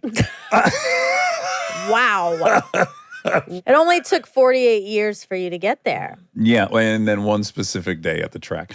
But Fuck that. Winning is not lonely. It's the best. well, I was, again, if I had to pick, Yeah. I missed out on the good time and back, but I was happy that I'm now, I got to keep my streak Victor. going. Yeah, I was the victor. Okay, now then DeCastro did something brilliant. Okay. He hadn't have enough. He was like, this is the greatest. We need to do this every day. DeCastro went and booked another race. That was supposed to be it. We're supposed to go home, pack it up. We had lunch, presents, and we're going to leave. DeCastro came in and said, we got one more race. He just booked one more race. And he flipped the order. So I'm in last. Then Kaylin's second to last. Kaylin, let's give a shout out to Kaylin. Big shout out, Kaylin McCrane. No one knew he had it in him. At Matt's birthday party, he showed great improvement. He ended up qualifying really high, maybe first. He was who I had to pass last time to win. Last time I saw the picture of the podium. Oh, okay, Kaylin. Okay, nice. Kaylin. Okay. I see you, Kaylin. I also will keep talking about Kaylin on your birthday. Mm-hmm. He's an awesome dude. Yeah. Really one of the sweetest people ever. Also gorgeous. And as hell. gorgeous. And the body's beautiful. And it's like, it's all undercover. He's not like Charlie and I wearing like tank tops and shit. Exactly. It's It's very pool, effortless. Yeah, there's a pool party. That shirt comes off and you go, what the fuck is going on, Kaylin? He's so nice. Like I And can't. humble, Yeah. And he's a catch, and he also caught the biggest catch too. His wife is beautiful. She's a smoke and show, and she is. she's goofy and funny. Sweet. Yeah, good for them. God. I know. And he's good at this thing now that I've dedicated my life to. He seems to be picking up quite quickly. Yeah. Okay. So DeCastro won the last race that he had started third to last in. He passed 5 guys. I finished second or third. Oh. And it was 20 times more fun than the race I won because you're having to pass everyone and you're hitting everyone and people are crashing and it was a blast. It was such a fun day. Oh, Wow. I'm impressed that you told us that part of the story. which one? The second race that you didn't win. Oh, yeah, that's okay, though, because I started in last place. Now it's less nice because I added that. I could have stopped the story and I won. You could have. Yeah. I'm no one would have known. impressed. No one would have known. I wouldn't did have not win the known. last race. Oh my God. But I was very happy with my results. I had passed a Good. lot of guys. Yeah. Okay. That's one update. Something that'll interest you, and it's really best you weren't here, is New Year's Eve. And I'm going to send you something right now, and you're going to open your phone so you can receive it. Okay. I'll do an airdrop situation.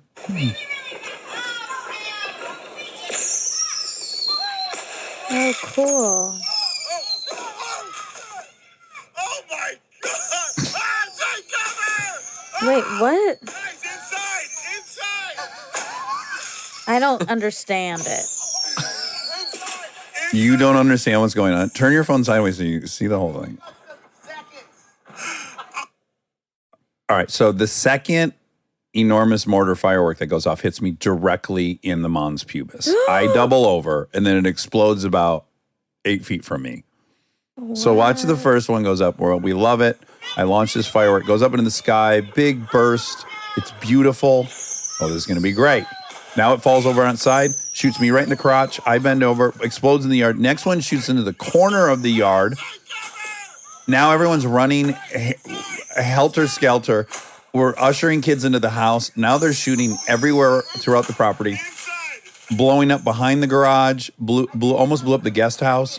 Oh my God. Wow. It was like one of those fireworks debacles you see on Instagram.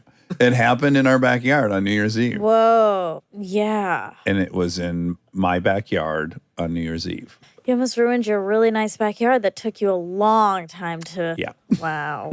What was your New Year's Eve? My New Year's Eve was very low key. It was with my family. Oh, you were watching the most game. incredible game of the year. I was. I watched it in solidarity for you. Mm-hmm. It was an incredible football game. Georgia, Ohio State. Yeah. 11-2 versus 13-0. And was it got scary. real dicey. You guys were getting your ass kicked the I first know. half. It was I was upsetting. like, what's happening? I know. But then you start going like, of course this is going to happen. Like they're 13-0. You got to lose eventually, but not now. No, not now. And they didn't. Or we were up by 1 point. And Yeah, it the guy was- had an opportunity to kick a field goal. Looked like it was over for you guys. Yeah, exactly. And then right at midnight, he missed. He missed. It was unbelievable. Unparalleled elation. We were jumping up. We were so happy. It was All really four fun. of you. I was at Did my Nimi make grandparents it? too. Yeah, she watched it. We all watched. It was so fun. You were at Grandma and Grandpa's. Mm-hmm. It was really fun, and it was fun to watch with them. Now they're going to national championship, which is a week from yesterday. Oh, it's a midweek game? It's Monday. It's Monday at SoFi. Uh-huh. That's wild. Here in LA, I which know. is so Look at fun. this simulation. I know. Yeah, they brought it to your back door. They sure did. And then I got home yesterday and I started watching Wednesday. And I really like it. I want to watch it. Yeah, I love it. Lincoln started it and it was too much for her. I was going to suggest watching it with them. Yeah, so it's now off the table for us. Okay. Which is a bummer because I hear it's fantastic. Yeah. And all the parents that are watching it love it too. Yeah, it's great. It's great. How far did you get? I am on episode 6. Oh, wow. Are they 1 hours or half hours? 1 hour. So you got home from the airport at what time? 1? Around 1, yeah. And then what happened? You Cleaned. unpacked? Yeah, I didn't unpack. Okay, great. I It's all unpacked some still things I wanted to get out. to touch. Yeah. But other than that, no. And then I cleaned a little bit. I went to Callie's to pick up my... Some of your deliveries that hadn't been stolen. Yeah, so update, the shirt that I got you was stolen. You know what's lessening about that is that even when you told me you got it, you're like, I don't know. It said it was delivered and it wasn't. So you already were a little insecure that it would even But then arrive. it So I was did. prepped. But then it did arrive, and it told me it So did. it says. No, it And also it did. said it had arrived when it hadn't. No, it did arrive. Okay, it's been stolen. And I ordered a bunch of beans, and they were stolen too. Cooking beans or Yeah. coffee beans? Cooking Oh, you were going to make some beans. falafel or something? Beans. Beans. Frothy beans. Oh, magical fruit. Yeah. So that got stolen too. Okay. Luckily, your birthday present didn't get stolen. That was the most important gift to not Probably get stolen. too heavy. They might have went to steal it and they're like, I can't carry this and all the other stuff I'm Oh my stealing. God, you're right. Yeah, I think it was safeguarded with its weight. So, Monica, I just unwrapped it, got me, I think, the most beautiful book I've ever seen in my life. It's the size of an extra large pizza from a normal pizza restaurant. Yeah. And it's Formula One, the 100 greatest moments of Formula One. It's a history of Formula One in pictures and posters and text. Cop outs. It came with white gloves. I put the white gloves on to look at it. You got to treat it like it's the Constitution. You do. It's a coffee table book by Asseline. Oh, tell me about Asaline. There's a That's few. a rough name I'm now not- that I say it out loud. I'm not sure if that's how you pronounce it. Vaseline on the ass. Or gas. It's like Vaseline specifically for your ass. Yeah, it is. I'm not exact. You probably pronounce it with a little more flair, but it's a book company. Okay. They make nice coffee table Exactly. books. Just like Taschen, who I also don't know if that's how you pronounce that, but it's similar. They make really nice books. Anyway, so I saw this one a while ago, the Formula One, and How long ago? let's see, probably 2020? No, it was this year. But it was probably like 5 months ago. So that's been in your home? No. I just clocked it. Like that okay. would be a good gift. Got you. And then I ordered it. It's absolutely gorgeous. And I need to build a bigger room in my house to have a coffee table big enough to have it on display. Yeah, and you can do squats with it. Yes, it's about 40 pounds. Yeah, it's really In fact, I tore a small muscle in my forearm when I was handling it. Still kind of smarting. Yeah, so I just kind of putzed around, but then and I made a roast chicken. Oh my gosh. Yeah. Wow. I made a roast chicken. A whole chicken. Oh my gosh. So it was I think I said this already. It was my 2022 New Year's resolution to learn how to cook and carve a whole chicken. Oh, I don't recall that for some reason. Yeah. Especially the carving part. That was the main part. Oh, it was? Yeah. Did you keep this one to yourself? No, I thought Oh. we. I don't think I've heard that one. Really? Yeah, right. This really stands out. And you waited Carve until a the chicken. first of the next year No, to do it? listen. I maybe the 20th or something of December. I was like, oh fuck, like time's right. running out. I gotta TikTok. make this chicken. So I did. I can't believe we didn't talk about this. It was a disaster. You did it at home at your parents' house? No. So it must have been right before I left. Okay. The smoke alarm went off like 6 times. Oh, okay.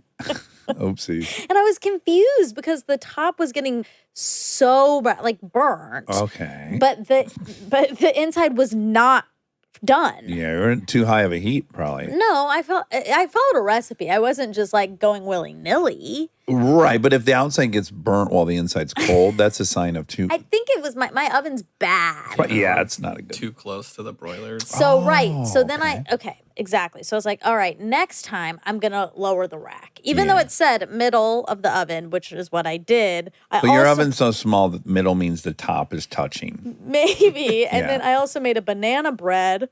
That all similar situation. So I was like, okay, the oven. Lesson learned. Now I know. Yeah. Bring that thing down. Okay, so I made that chicken, got a little burnt, a lot of smoke detector going off, and then the carving. Now's my time, and it fucked it all up. You just made mincemeat out of it? Yes. Okay. It was a disaster. It's just taking a sledgehammer and flatten the whole thing. It was so bad. Then I had to come to terms with the fact that I did not complete my resolution. I didn't think I was going to have time to make another roast chicken by the end of the year. Right. Time was running out. However, let me also say that the chicken was amazing. Oh, even though it was undercooked in the inside? No, I waited obviously till it got fully cooked. Okay. Then I chopped it all up with a machete. Yeah. And then hammered it. I ate it and I scraped off the burn. Uh-huh. It's like toast. The inside was so good. Oh, wow. Yes. Okay, that's great. It was really good. And I had it in the recipe. There's like onions and garlic that you cook it all on and it gets like all infused. So good. Anyway, okay, cut to yesterday. I thought just because it didn't work out for me last year doesn't mean I have to just give up on that. I can transfer it over. Absolutely. Carry over. Yeah, carry over. So then I bought a chicken. I lowered the rack. I did the same prep for it.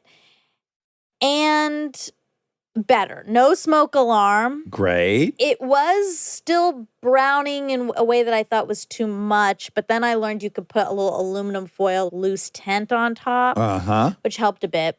Then when I was about to carve, I decided to watch a new video. Okay. And I did a good job.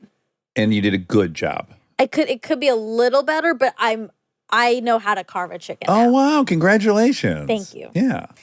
So that was yesterday. And then I almost called you, but I thought, don't do that. Uh-oh. Because what's he going to do? Okay. I decided to put on Wednesday. Start Wednesday, and then go to bed. I was so tired. I've been up since technically 4 a.m. Yes, jet lagged. Yeah, and it was 7:30, and I was so tired. I ate my chicken, and then I put on Wednesday, and then at like 8:30, I hear like some screaming outside my bedroom window. Uh-huh. These two people are yelling at each other. I can really only hear one guy. I can't really hear the other one that well, but he was screaming something about bullets and are you going to shoot me? Like, it was so scary. Uh-huh. And he was like, I know where you live. It was weird. It got really weird. And I just like turned off the show and first of all, I ran into the other room just in case there was going to be bullets. Uh-huh, sure. That might come into my bedroom. And you got on the floor or? No, I just ran to the other room. Oh, okay. Is that still bad? Well, they're going to, in this theory, they're coming through the outside wall, but they're going to be unable to penetrate the soft drywall in the other room you've entered. I mean, don't you think they'd get slowed down by all these? If you're really panicked like that, you should go lay in your bathtub. Okay, I did actually. Then I was like, oh, the bathroom's probably the best spot. Yeah. But also that's right by my bedroom, so they could That's fine. Really? There's no way a bullet's getting over the top of the tub and then making a left turn or downward turn, downward dog into you. Okay. Yeah. That's good to know. Yeah. Okay, but then I thought, do I call 911? Like something is happening out here. Yeah. And then I felt embarrassed for myself because I didn't know what to do. Uh-huh. Well, it could be argued there was nothing to do. I know. Yeah. But what about calling 911? Should I have? I didn't. Yeah, I wouldn't. I know. I knew you wouldn't. Would you have?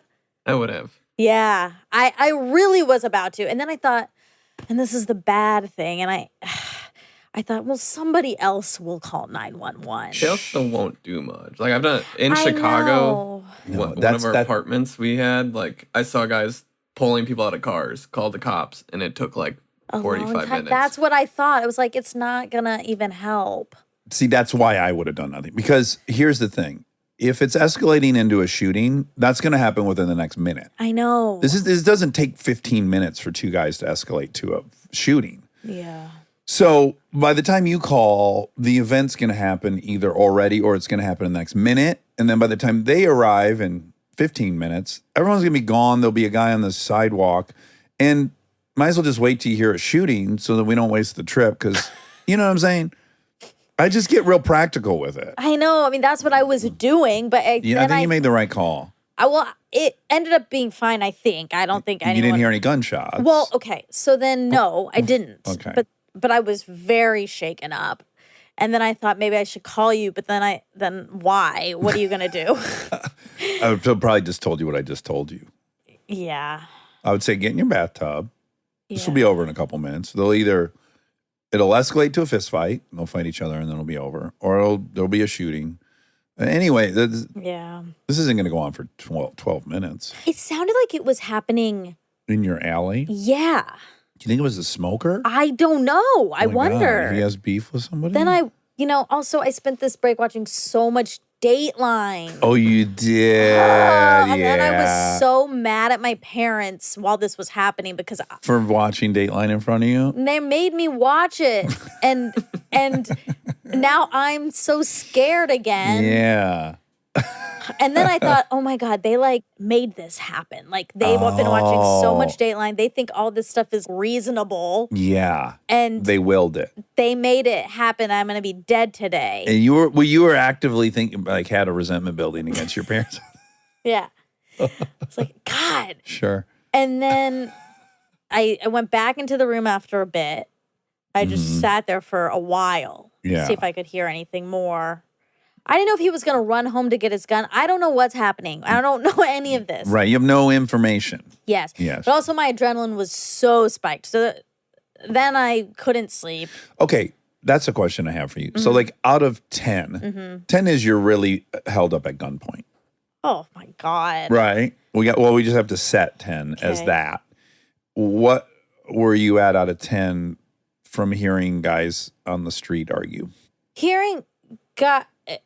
I'm not trying to undersell it. No, I know, Yeah. But this to me didn't feel like, sometimes there are kerfuffles and stuff I hear. Yeah. But mix-ups. The fact that there was an active acknowledgement of guns really scared me. Were you at an 8? If holding up at gunpoint is a 10, no, I was probably a 6.5. Okay. Or 7. Because 8 and above, you're probably screaming. Do you scream at any point, do you think, during? No. Because I'm trying to be invisible. Okay, but you're in a restaurant and someone you would still never scream. You're never going to scream. Wait, if I see someone with a gun? Yeah.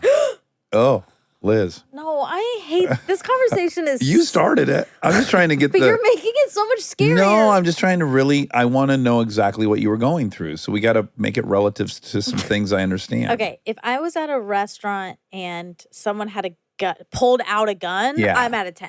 And sure. you're screaming though. That's what we're trying to figure out. But because you don't want to draw attention to yourself. Yeah, okay. I don't know if I'm screaming because I don't want them to then start shooting me because I'm screaming. Or what if they're holding you? The gun. Then I'm screaming, of course. Okay. Who wouldn't? Wait, what? I don't know. You can tell in your mind, you're like, I want to scream, but he might hate loud noises. Might make him angry. But if he's holding me, he's already angry. Yeah. Well, maybe he started angry, but maybe when he started holding you, he's like, oh, this little mouse. This is a cute little mouse. Starts cuddling you instead. Like Lenny. Ew. Yeah. Ew. What if they sent you in? It would be so improbable because it'd be your worst nightmare. But what if you were part of like the LA interrogation team? Yeah. And they sent you in to hug the suspect. To hug them? Yeah, because you could totally make them turn trust. happy. And just be happy. Well, I don't want to make them feel happy. To make everyone safe. Anyone who's in that situation is unhappy. I know, but I don't. They probably just want a go-kart race. They're feeling isolated and lonely and questioning why their ego values this thing that's transient and worthless. If they already killed, I'm not really that interested in making them happy. I'm happy to infiltrate. They've taken some hostages. They're Okay. making some threats. They want some pizzas. People are getting hungry. They send you in as the pizza person. Sure. You deliver the pizzas and you say, can I grab just one hug before I go? Can we do a quick snuggle? Quick snug. And then once they wrap their arms around you, they go, Oh. And then they think humanity is actually good? yes, I want to live to hug this person another day. Oh my God, then I'm stuck. Yeah, you're going to collect some weirdos. But you'll be saving a lot of lives. You'll be a hero. And it'll be like Does it appeal to you? bad boys who I've changed. Yeah, I like that. Yep, you're in. It's like Frank or Tiger. Yeah, exactly. Yeah. Okay. What about being a hero? I know you like being number one, a No, champion. I could care less. Yeah, I I wanna really, be a I hero. have zero hero complex. Well, Hold on. that's not true. Yeah. I like speaking up for people who Yes. can't speak up for themselves. When it comes to like death and stuff, Not no, your lane. No. No. If I had to, I would for your children, but that's really it. So I'm is well documented. I'm on these hikes. I imagine I got to fight some wildlife to save some children. Yeah. And about midway through the fantasy of fighting the animal and my strategy and my technique, I go to the interview on television. Oh, sure. And I think this is going to be interesting for people because when they see me on TV, they'll assume I'm promoting a project or something. There's some familiarity with me on TV. Okay, hold on. So you're, even you, who's been on TV a gajillion times being interviewed, Yeah. you're excited about that part of this Well, process. I have a whole thought process about that. I say, is it cool to decline the interview? Like it's big news, like, right? Like a jungle cat has come out of the woods. It captured a kid. I intervened. I saved these. Like any other time that happens, you're going to hear from the guy who saved the family. That's how the news works. Yes. And then I think like, okay, so I saved the thing, and then it gets out, and then I want to downplay it. I mean, like, I don't want to go on the news Humble, and brag humility. about yes. But then I think, well, I'm denying everyone the story. It's news, and they're going to want to hear it firsthand. And then I picture myself like, what an interesting transition from, I don't know. It gets really dense in my head, but I'm thinking about every step of that possible interview coming after I rescue a bunch of people and whether or not I want to do it. The Oprah interview afterwards. Yeah, see, that's the Now problem. that I want to do. I know for sure I wouldn't travel. What about Zoom? Let's just coming from Malibu. I don't think I'd Zoom either. It's more like I was still there talking to the cops and the wildlife, and then news has now Local. arrived. Yeah, local news is on the scene. Okay. Stip Hansen, Lou Garrett, and Dallas Raines, the whole gang. Yeah. The LA team at its finest. Yeah. Then I have a long debate in my head whether or not I cooperate with an interview. Wow, this is fascinating. Yes, it is. It is. And I don't know how I feel about it because it's like I have a hero complex. And also, I don't know. I think it's potentially cheesy of me to give that interview. I don't know. Okay, there's a couple things I have to talk about with this. Okay. One is does a hero complex only apply to your children or any children? Oh, anybody. Right.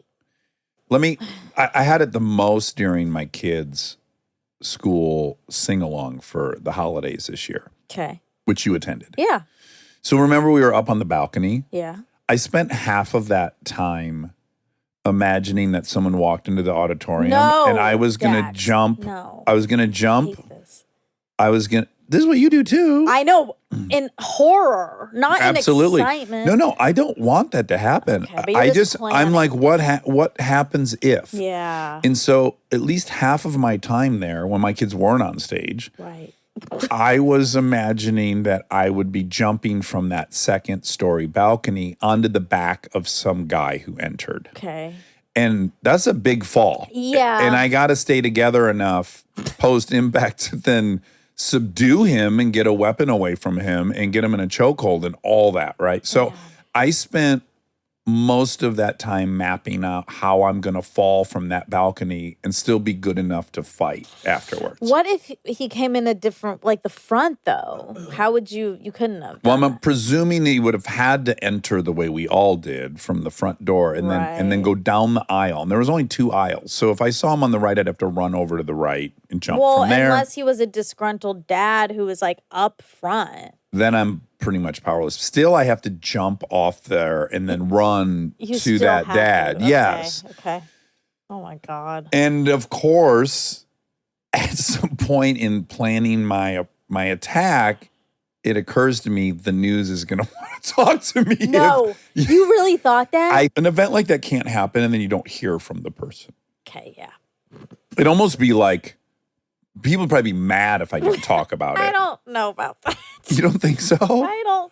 Like they would want, they need to process that whole thing, and that person has to cooperate with some media. That's your justification for why you would need to have your ego filled a little bit. Which, by the way, you would deserve it. I think I'm being quite honest about all this. You are, and so believe me when I say I actually don't want to be in the interview.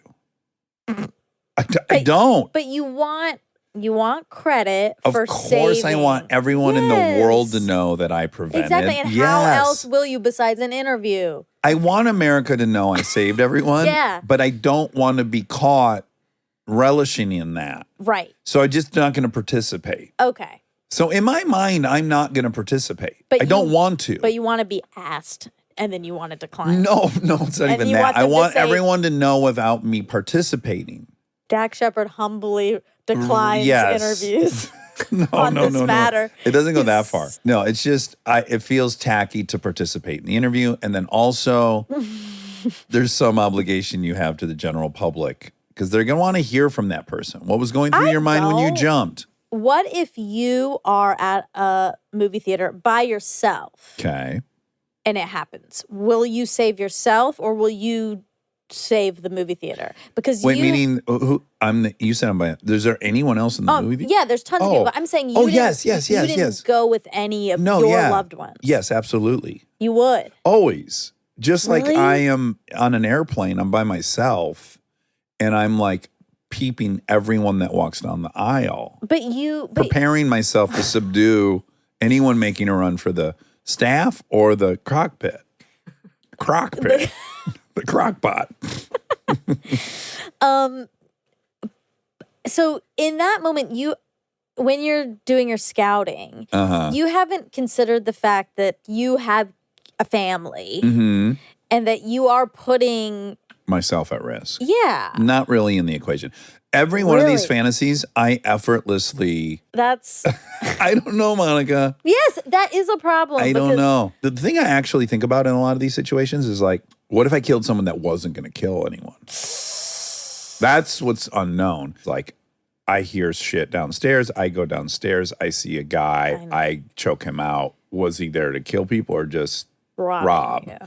And obviously, I don't want to hurt someone robbing me. I don't care about my shit enough to do that. But, Yeah, but you're in self-defense mode. Yeah, and my kids are upstairs, and I don't want to find out this person's intentions. They've and how also good they broken are. into your house. To me, that's so much different than at a public place. I agree, but I wouldn't want to kill some 20-year-old kid out of options that's broke into my house at night. Like, I don't desire that. I would hate that. Of course. Yeah. No, I think we know.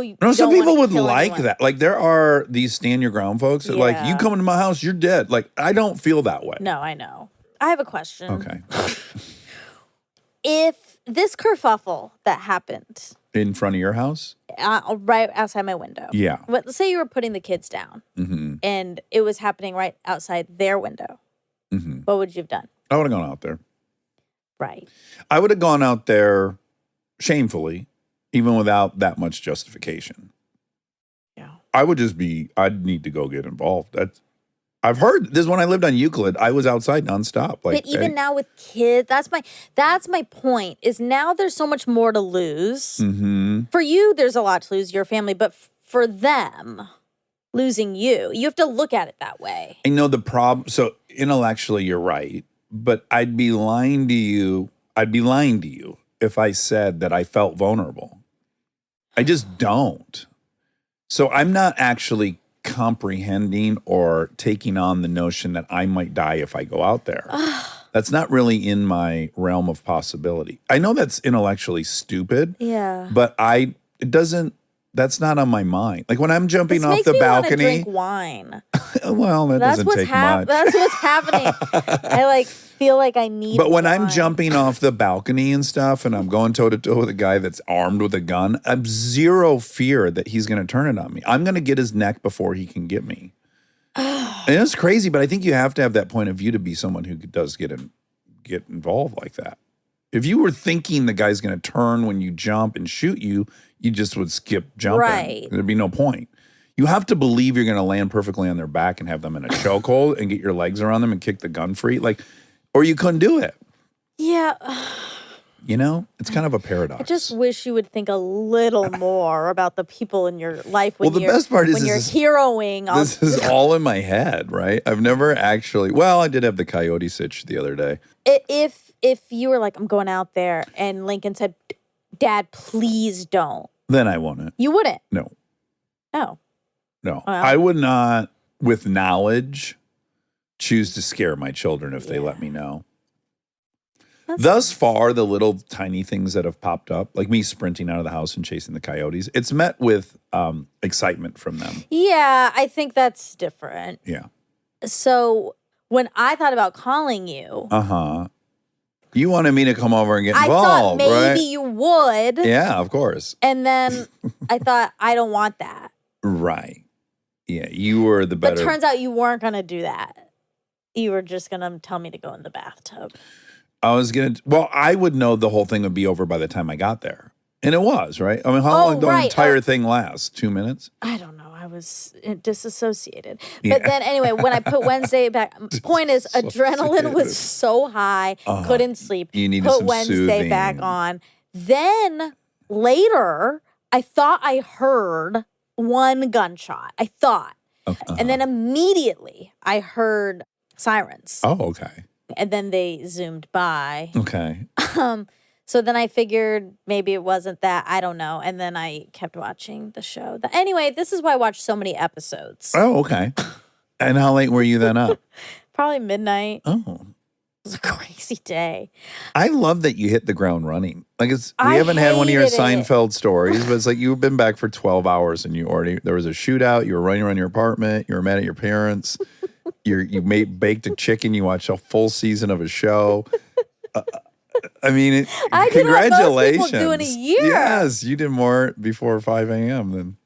Yeah, that was an impressive return home. Thanks. Yeah. This is what I was missing out on for 2 weeks, and I didn't like it. I know. But it is one of those things that you forget. And then on Dateline, they all feel so safe. And then they're just not safe. Always rural. Not They're always. almost always rural. One of them was at Myrtle Beach or Panama City. One of Yeah, those. we're not going to call either of That's those pretty places. rural. On spring break, though, I would totally think that there's so many people. Yeah, but safe's the last word I would partner with spring break. But I mean, as far as getting trips to the ER that week. as far as getting abducted, I would don't feel pretty know. safe Okay. because there's so many people you could just I think it's- scream. But you got like 20,000 vulnerable, hammered, out of their wits, young people. Taking wallets is one thing, but abducting a whole person. Right. But yeah, if that's your racket, it is also, That one was awful. Anyway, there were so Okay. many. And my parents, they try to act cool and then they'll be like, when you do Uber, you're double checking the license you're looking plate. them up on the internet, right? Like, you guys you're so scared. You're really yelling at yourself. Well, We hate the thing in no. others that we hate in ourselves. I know. Wouldn't you like to be blame less them. scared? I am compared to them. And You are, but would you like to be less scared? I don't know. That's my whole point. Because you think you've told yourself that you're being afraid keeps you vigilant, which keeps you safe. No, listen. I feel comparatively that I am like willy-nilly. I'm doing all kinds of crazy stuff. I'm walking in the dark. Sure.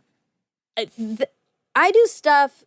You're wild. You're wild. I am. Yeah. And I think now I think, oh, maybe they were a little more right Oh, because of the gunman. right. But in fact, there was no, that we know of gun. Listen, There was talk of bullets. okay, so there's a window in my laundry room. Yeah. And at one point, my old Christmas tree holder thing, very heavy, Stand. Yeah. yeah, stand, broke that window. Oh, interesting. Like it fell over and broke that window. Oh, so is it broken still? No, Oh. but this is a long time ago this happened. And I was like, fuck, like I got to get that fixed. And I wasn't getting it fixed for a really long time. Yeah. And I kind of was like, whatever. It's kind of high up. It's fine. And then my mom and dad came to visit. This was the last time they were here. And my mom was like, the window's broken. Right. And I said, oh, yeah, I know. I got to get that fixed. And she, Got on it. yes. Yeah. She said, you have to get that fixed immediately. Right. I got it fixed for her because she was so panicked. Yeah. And then yesterday, of course, I thought, thank God that window is fixed. Because that's where they were. Okay. And they would have seen the broken window and done what? Climbed in.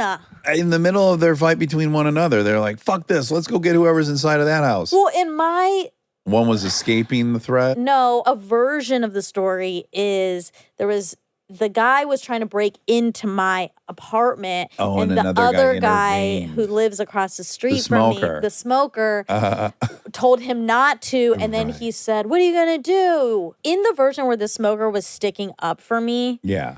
You owe him kind of a hero's Yeah, reward. were you in attracted that. to him in this fantasy? he scares me, but it's one of those things where I think he's bad, but he's on my side. The Home Alone guy. with Exactly. the- I was going to use the exact same example. The old man who shovels. He's not a bad guy, though. No, but he's terrified of him for most of the Yeah. movie. He's so He is. scared and He's he's so scary. scared. And then he turns out he's But a nice I think boy. the smoker might actually be like bad, but he's not going to hurt me because he likes me, he waves to me. The only real threat in your life Is the smoker? is the one you're ignoring. Yeah. No, I Yeah. thought that when I Yeah. got back and I was making my chicken Yeah. and he was out there. Oh, sure. I thought, man. He probably doesn't even smoke. He just smokes to get out there to look at your window. This is typical Dateline. Like, of course it's textbook. the smoker. Yes, you're worried about all this riffraff on the street. Yeah. It's the Anyway, friends closest to us. If the smoker was trying to protect me, that man was trying to enter my window, and if it had been broken, he would have had a much easier job. Yeah, You follow? I do. Now I'm with you. Okay, well, this is kind of a ding, ding, ding, all of this conversation, because this is for Stutz, Oh! and we were talking psychology. Yeah. Yeah. A little bit of more of a duck, duck, goose, to be honest. Loved Stutz. What a special thing we got to do. Talk to him. Yeah. My favorite part was all the hand holding afterwards. You were so sweet. Oh, I got to hold his hand and walk down the stairs, and then I held his hand to go take pictures. You and then helped I held him. Yeah, and then I held his hand to go out to the car. Yeah. It was a good few minutes of holding hands, and I loved it. Did you feel like a hero then? What was happening then? Because you were helping. Yeah, I just well, what I liked is that it's basically his message, right? Where vulnerability is the intersection. And Yeah. it's the glue. Yeah. And I thought, without him having Parkinson's, we're not holding hands. Yeah. And that intimacy is so nice. And also between guys is so rare. And yeah, and I just wanted to protect him and get him to where he needed to go. It You it felt beautiful. It was so sweet seeing you help him. And then I got upset with myself Oh, tell me. because I want to help too. Uh-huh. It scared me. Yeah, you get yeah. Oh God, ding ding ding. I'm so scared of everything. Well, hold on. Let's not levy that verdict just yet. You were afraid he would fall under your help. No, it's not. It's deeper than I don't know what it is. I have this with my grandfather too now. Yeah. With my grandfather. There's something so sad Yeah. that I'm protecting myself from really feeling Yeah. and touching and getting really close to that. In the middle of it. I can't do it. Yeah. I feel like I won't survive that. Yeah. It's hard. It's weird what we all have. Like, so you'd be great when a friend's parent or loved one dies and they call you. Yeah. Like you're there. You're built for that. See, now that I don't want to do. Because I'm like, it's my responsibility to say something that's going to comfort this person and soothe them. And I don't know that I know what to say. Now, when it's like where the rubber meets the road, pick you up, carry you, lift my dad out of bed, get him in the wheelchair, change his diaper, build a ramp, push him around, that I can do that. Practical. Yeah. Yeah. I can come physically help you in any situation. Yeah. And I feel confident in that. And Yeah. so like I will get Phil down those stairs. Yeah. And I can do it. And I know what to do. It's quite obvious what needs to be done.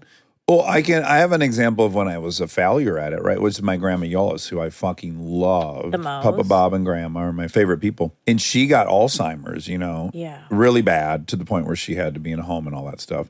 And I was not good at that. Mind you, I was 17 through 25 or whatever.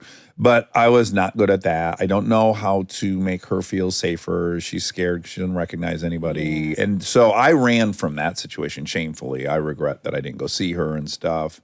I just pretty much was like, well, she's gone. Yeah. Her body's still here. Yeah. And I don't know what to do. I don't know what to do. My Uncle Randy, God bless him, he went and saw her nonstop. My dad, too, really didn't do a good job with that.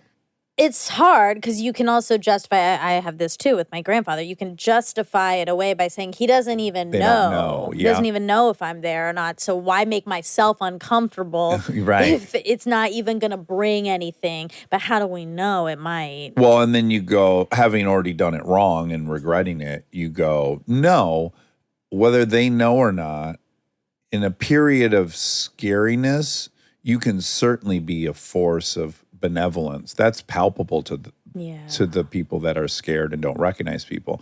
And just to have someone that's clearly kind and loves you and is holding your hand or whatever has got to be a win. Something. Yeah. No, I know. Yeah. Yeah. And look, and this is my more cynical point of view and my selfish point of view. A lot of it's for them, but it's for you. Like they'll be gone and you'll have to live with the memory of how you showed up or didn't show up. Yeah, for sure. And so you owe it to them, of course, but you also owe it to yourself. It's true. I mean, because I do force myself, I force myself. Right. So I go home a fair amount of times, and part of it is so I can see them, because who knows how many more times. But if I'm being really honest, after I go and I'm like waving and I do try to like touch his hand. How does he feel about that? Like when you touch him? He lets me touch him. Yeah. Does he like it? Yeah. Because you're a cute, friendly girl. And if a cute, friendly girl wants to hold your hand, it's pleasant. Well, yes, he likes it. And there's, I think, some strand of recognition. He doesn't know how. He doesn't but know you how look he knows. familiar to him, and his genetics are in you. Yeah. I think there's a sense of, I know this person, and I have good feelings. Because even years ago, before he was declining, he was so paranoid. He was so scared all the time of everything. He'd call, be like, did you get home? He's just always checking in, and everyone would yell at him because it was too much. And the irony, it just like obviously just gets passed down. But and then even when we were there, I went into the other room to get food, and he was like asking my mom, "Where'd that you where'd little girl she go?" Yeah. He was like, "Where'd she go?" And I mean, he said it in Indian language, but my mom, in Indian he doesn't speak English anymore. He'll he only does speak in Malayalam, which is the Indian language. Say it they again. speak. Malayalam. Oh, I like that. So he only speaks that now.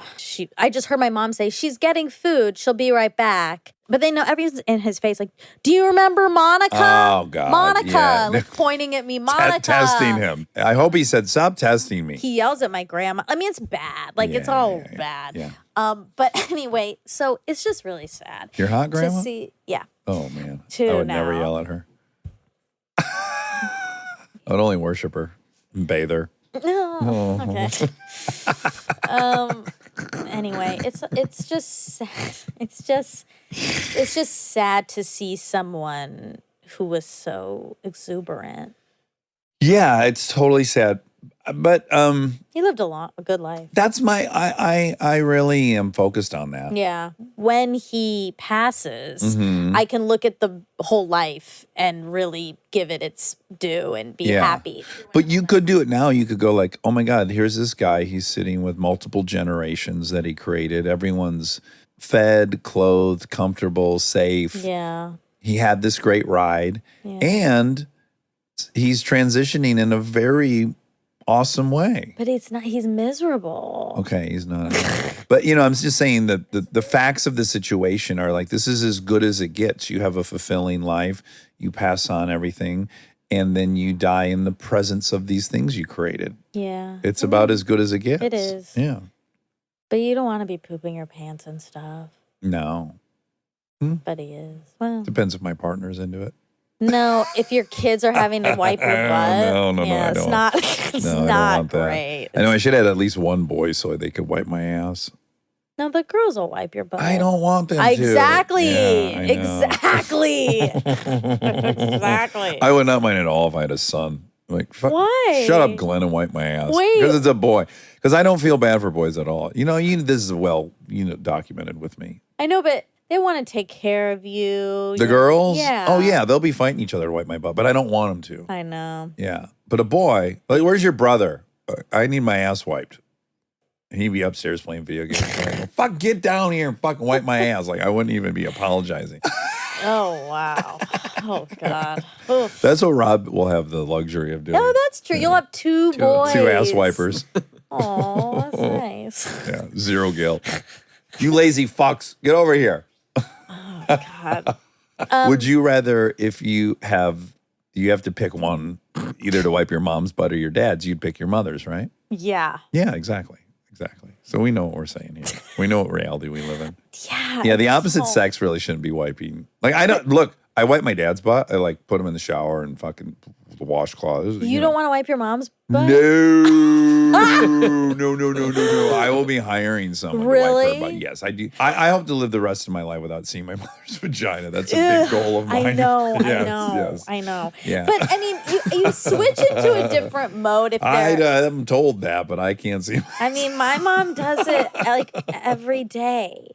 She gives him baths. Like she really has transitioned. She's like, he's a baby. He's a baby. Yeah. Yeah, that's good. And she talks to him like a baby. Sure, she shouldn't do that, but Well, maybe it helps her I think it's also see his penis without panicking. No, and he acts like a child. Like he's like Yeah. petulant, and then she has to be like, nope. Yeah. Like you can't talk to her like that. And then he'll He's say, okay.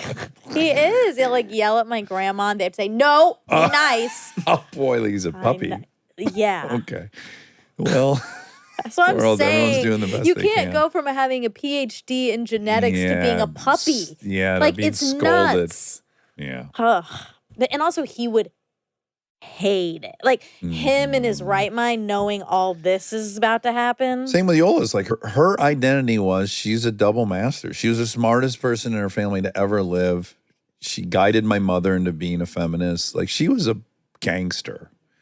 And yeah, she didn't know how anything worked and didn't know how we got here. And But that's the part that's sad, not the dying. yeah, although we had a spin on it for my grandma, which was her, as I've talked about the Honchels, she lived in such a cauldron of violence and ugly alcoholism that to forget all Oh that. yeah, that's a blessing in some Yeah, like her ways. overall, like sure, she had moments of being scared, but her overall disposition with Alzheimer's got way lighter. Oh really? Yeah, she was kind of like a little bit bouncy around honky dory. Oh wow. She had a lightness to her that she never had when she was fully. Oh, that's interesting. Yeah, so we all were like, oh, she's kind of been given the gift, That's nice. like a little bit of freedom from all that history before she dies. Yeah. Huh. Mm. Yeah. Happy New Year. Okay, a few facts. Okay, he said Netflix is so rich that Jonah was able to throw out the whole movie, Yeah. a couple of years ago. It says Netflix is a well-known and leading company in the online streaming of content industry with a net worth of $108 billion in 2022, it says. He said Parkinson's is one-sided or the other. Its symptoms often begin on one side of the body or even in one limb on one side of the body. But as the disease progresses, it eventually affects both sides. If people want to get hypochondriacal, many people with Parkinson's disease note that prior to experiencing stiffness and tremor, they had sleep problems, constipation, loss of smell, and restless legs. That's a wide net. Yeah, but trouble sleeping. Well, so 40% of the country just 40, right now panicked. more than that Yeah, would be my guess. being 90. conservative. Constipation, 90. Yeah. Well, I've switched to my Metamucil. You have. I'm religious about Metamucil now. Oh my God! Wow. Yeah, because when I stopped eating gluten last year, like actually stopped. Yeah. You got No more Hannes Rias, unfortunately. It was a year, 2022 was a year of very little Hannes Rias. Oh man, I'm sorry. I know. And so I found that a little Metamucil went a long way. Wow. Yeah. Wait, you enjoy Anasaria? Yeah. enjoy that? Well, we it's a say- sign of great health. We think it means you're healthy. Yeah, if you go to the doctor and you haven't had Hannes Rias in a week, Something to worry about. they're a little bit worried, like what's going on with Something's your going on. marriage, Yeah, what's mental career health, wise, yeah. what's your alcohol consumption? Clearly not enough. Not enough Yeah. at all. Yeah. Not enough beer. Okay, Rudolf Steiner is someone he referenced multiple times. Was his teacher he followed. But he is actually come up many times on this show because he is the father of the Waldorf Waldorf education. teaching. Oh, wow. Yeah, we know a few people who've gone to Waldorf schools. Yeah. I think Zoe Kravitz went to a Waldorf school. Okay, according to Steiner's philosophy, the human being is a threefold being of spirit, soul, and body whose capacities unfold in three developmental stages on the path to adulthood: early childhood, middle childhood, and adolescence. Does Shonda Rhimes have the biggest TV contract ever written? Then he said something about $100 million a year. The Netflix deal, it says worth between 300 and 400 million. Oh, wow. Okay. He said that it's important to fly under the flag of ignorance. And then he said, like Alfred E. Newman. I didn't know who that was. Mad Magazine? Fictitious mascot and cover boy of the American humor magazine Mad. The character's distinct smiling face, parted red hair, gap-toothed smile, freckles, protruding nose, and scrawny body first emerged in U.S. iconography decades prior to his association with the magazine. I almost caught you doing the thing you do. Eat my shirt. Subconsciously. Okay, so for the listener, for the armchair, she was talking, then she grabbed the scruff of her neck, the collar, and started jerking it. And then she put it over her mouth. Yeah. Then it occurred to her, well, that's not great for audio. So she dropped it. That is But what if you were by yourself, next step would have been in your mouth. Chew, chew, chew, chew, chew, and now soaking wet collar of your shirt. So we just saw most of the process. No, that's not what happened, actually. I mean, Okay. kind of. I felt like my chin was looking weird, so that's why I covered my mouth. But then I realized, I can't cover my mouth. I'm on audio. I'm talking. Yeah. I'm in so the middle of. describing Alfred E. Newman. Yeah, that's right. And then I dropped it. Anyway, his motto was, what, me worry? Oh. Makes me think he is worried. What, me worry? Ding, ding, ding. Worried. Yeah, I was listening to someone in a meeting recently. They were the speaker. And the person said at least 20 times in 20 minutes, like, look, I'm not selling this to anybody. I'm just saying this is how it worked. Yeah. And I just had this thought where I was like, if you have to say 20 times I'm not selling this, You're trying to sell. you are. Yeah. I mean, clearly. That's too many times to say that. Yeah. It was a giveaway. So when Alfred E. Newman, Me no worry. Me worry? No, what is it? Me no worry. No, Kuma Matata? No worries. It's me. What? Me worry? What? Me worry? Yeah, that guy's fucking worrying his ass off. The Portugal the Man song. Is it? Yeah. Oh my God! nice After nod. Alfred E. Newman. I never knew what it meant. That makes sense. Goose. Wow. Duck goose. Okay, I'm sure a lot of people who listen are in therapy. because we have very evolved listeners. And we talk a little bit at the end about the relationship between therapist and patient. Yeah. And I just wanted to make sure, for me, I'll say for me, Yeah. I like having a barrier. Yeah. I very much do. For me, it is very helpful to know that Well, I'm not going to go to dinner with her. Yeah, this is one of my pet peeves. Just because Phil has that relationship with Jonah, he's not saying everyone should have a relationship with their patients. Nor am I saying, because my point was like somehow that works fine in a sponsor situation, right? Yeah. And so it's not a recommendation. It's just like, is there room for that, I think. Yeah. I mean, he was just saying He thought it was inhumane. I thought I liked that kind of. Right, which I guess I that's for pushed back him. on that a little bit. For him, yeah. Yeah. I think that's what people who listen to things should know, that the person's talking for themselves and not talking to you or judging you. So if he's saying for him, I think he's saying it would be inhumane for him. Right. He's not then saying that if you're a therapist who heard that, you are inhumane if you don't do that. I mean, I appreciate what you're saying. I'm not saying you shouldn't say I know. that. I'm just saying in general, I do like to remind people that when they hear people talking about their own preferences, they're not talking to you. But it comes across, It sounds sounds very prescriptive. generic. It does not sound like, I like this. He says, I think it's weird if you've been in a therapy session for a long time with someone. Like, he's not saying. But then with I said, me. I think it's to protect the doctor or the therapist. And he said, it is. No, I know. I think it's fine. I think it makes total sense. If I was a therapist, I would not want to have any personal relationship with any of my clients. Yeah. I think immediately that can get mucky. And Yeah. the patterns that we all fall into, That you're trying to parts of break the in reason there. you're in there Yeah. are sure to repeat themselves. I mean, that's just the way it goes. So, Well, what's funny is it prompted a conversation with me and my therapist.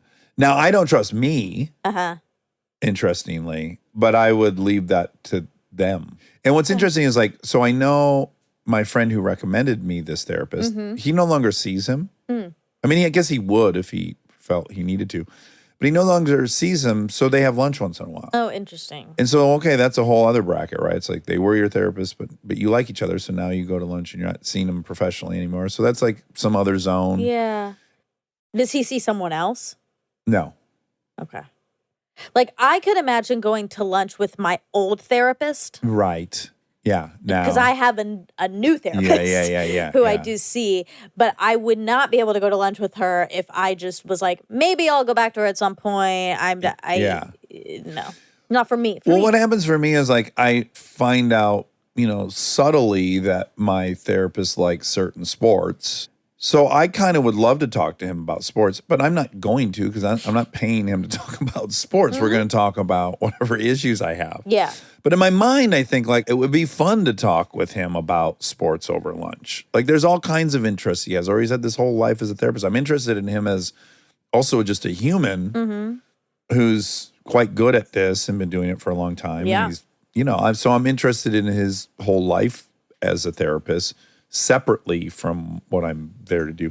Anyways, but he said the rule is you see a patient on the sidewalk and you you literally ignore. act like you don't know them. Yeah. Well, remember when we had Lori? Yeah, She Gottlieb. said if she sees someone, she'll let them decide, basically. Like, she'll ignore Yeah. until if they engage, she's not going to let Pretend not. Yeah. she doesn't know them. Yeah. Yeah. When I saw my therapist, old therapist at all time, I wanted to die. Oh, wow. I was like, she cannot see me. Oh my God. And I don't want to see her. And she's like laughing and she is in Loving her life. She's a different person there. And she's a Yeah. real person. Yeah. I don't want that. Yeah. Look, I think, again, if you're a human being that struggles with boundaries, it's not for you. Some people are great at boundaries and some are not. So if the therapist is great at boundaries and the patient happens to be really good at boundaries, that's one situation. You take two people that both, that's what they struggle with, it's a bad pair. They shouldn't. I know. I think I'm not putting you in that No, I category. know. I'm just saying, like, It has to run the same whole spectrum that human beings run as far as whether it's advisable or very For dangerous. sure, of course. The cost benefit's different for every single person. But I do think as much as I could tell myself, because I have the same thing. I respect my therapist like crazy. She's unbelievable. I think it's delusional of me to think that I wouldn't fall into some old patterns. I guess also it's a relationship that feels so sacred and feels so sacred because it lacks the other pieces, because I don't have to worry about any of these other pieces. Lunch feels like that could put that at risk. Yeah, it's just so individual because, and then my history is such that for 20 years I've been sharing with men. Basically therapy, but among friends. I've been in group therapy for 20 years. And I'm friends with all the members that participate in the group therapy. But you're not allowed to tell each other what to do. You share your own. Not that my therapist really tells me what to do. They don't either, right? But, I mean, there are some things that are a little more prescriptive than others. Yeah, and there's probably the same dose of that. You know, but it's not murky for me because I go in there and I share as if I were in therapy to these 12 men, and then we get pizza afterwards. That's not murky for me because I've been doing it for 20 years. Yeah, everyone's different. To each their own. To all From us and ours, to you and yours. All right, well, that's Phil Stutz. Oh, I loved him. Me too. Yeah. Oh, we're going to frame the pictures. We still have that, right? Okay. Yeah, his drawings. We're running out of wall space because between my new beautiful crow and your baby picture, which is quite large. Do we need that dry erase board still? I need it in it's good luck. Oh my God. Oh my God. No, I need it for another area of my life. So I would be willing to grab it. That's where we first put our big guests. It's been erased though and hasn't really been touched except for race to 270. No, we're not taking anything out. We're only adding. Well, then what do we do? Because we're out of wall space. Can we expand out? Why don't we put it here? Fucking diagonal? What are we going to... Yeah, paint and... Mount it. It'd be cool if we start putting stuff up on the ceiling. It would be. Seems a little logistically tricky. Rob, please figure it out. From an engineering point of view. Maybe we might have to have a show mount this. I mean, this is mounted? It is. Yeah. It is. That's what you have to do. Okay. Then that's what you have to do. Then that's what you got to do. I would love the bird right there. Right? Yeah. Watching over us. Yes, but not really because he's a baby and he doesn't know what the fuck he's doing. He thinks he can hang out with eagles. He's like block a robot. The skylights since they're already kind of blocked. Yeah. Well, like it or not, this is going to get some adjustment, this year. No. Yeah, it is. The whole downstairs is going to get redone. The exterior is going to get done. Why is this getting redone? Because I want this fixed. What? Oh. And I want to maybe a faucet. And I want to cover that side and then put a door right there and get rid of the shower. I know. Why? I know. I didn't want to end this on a low note because I want people to be able to go to the bathroom without us leaving. Sometimes it's really inconvenient. Sometimes it's charming. I don't want these wires hanging out anymore. I don't like that there's these gaps up into the thing and there's gross, when we took the tape off, there's a quadrillion bugs that and was gross fun. shit. That was such a fun day. It was a pop out. It was. And then I would like the lighting to work in here again. That's Lights fine. nice. Lighting I can get on board with. I'd like to run the cables under the floor and bring them out in a port so that the carpet doesn't, so you can wheel shit on the carpet. That'd be nice. Yeah. Anyways, to all. Again, I thought this was going to be a great year because 4836, but It is. I'm starting to wonder. No, The year it of is. Jordan. It is. And it's the year of Jordan. It's Wabi's year, even though he didn't get a birthday like ours, he's included because it's 23. And he's from Chicago. And he's turning 23 this year. Yeah. Yep. All All right. Love you. Love you.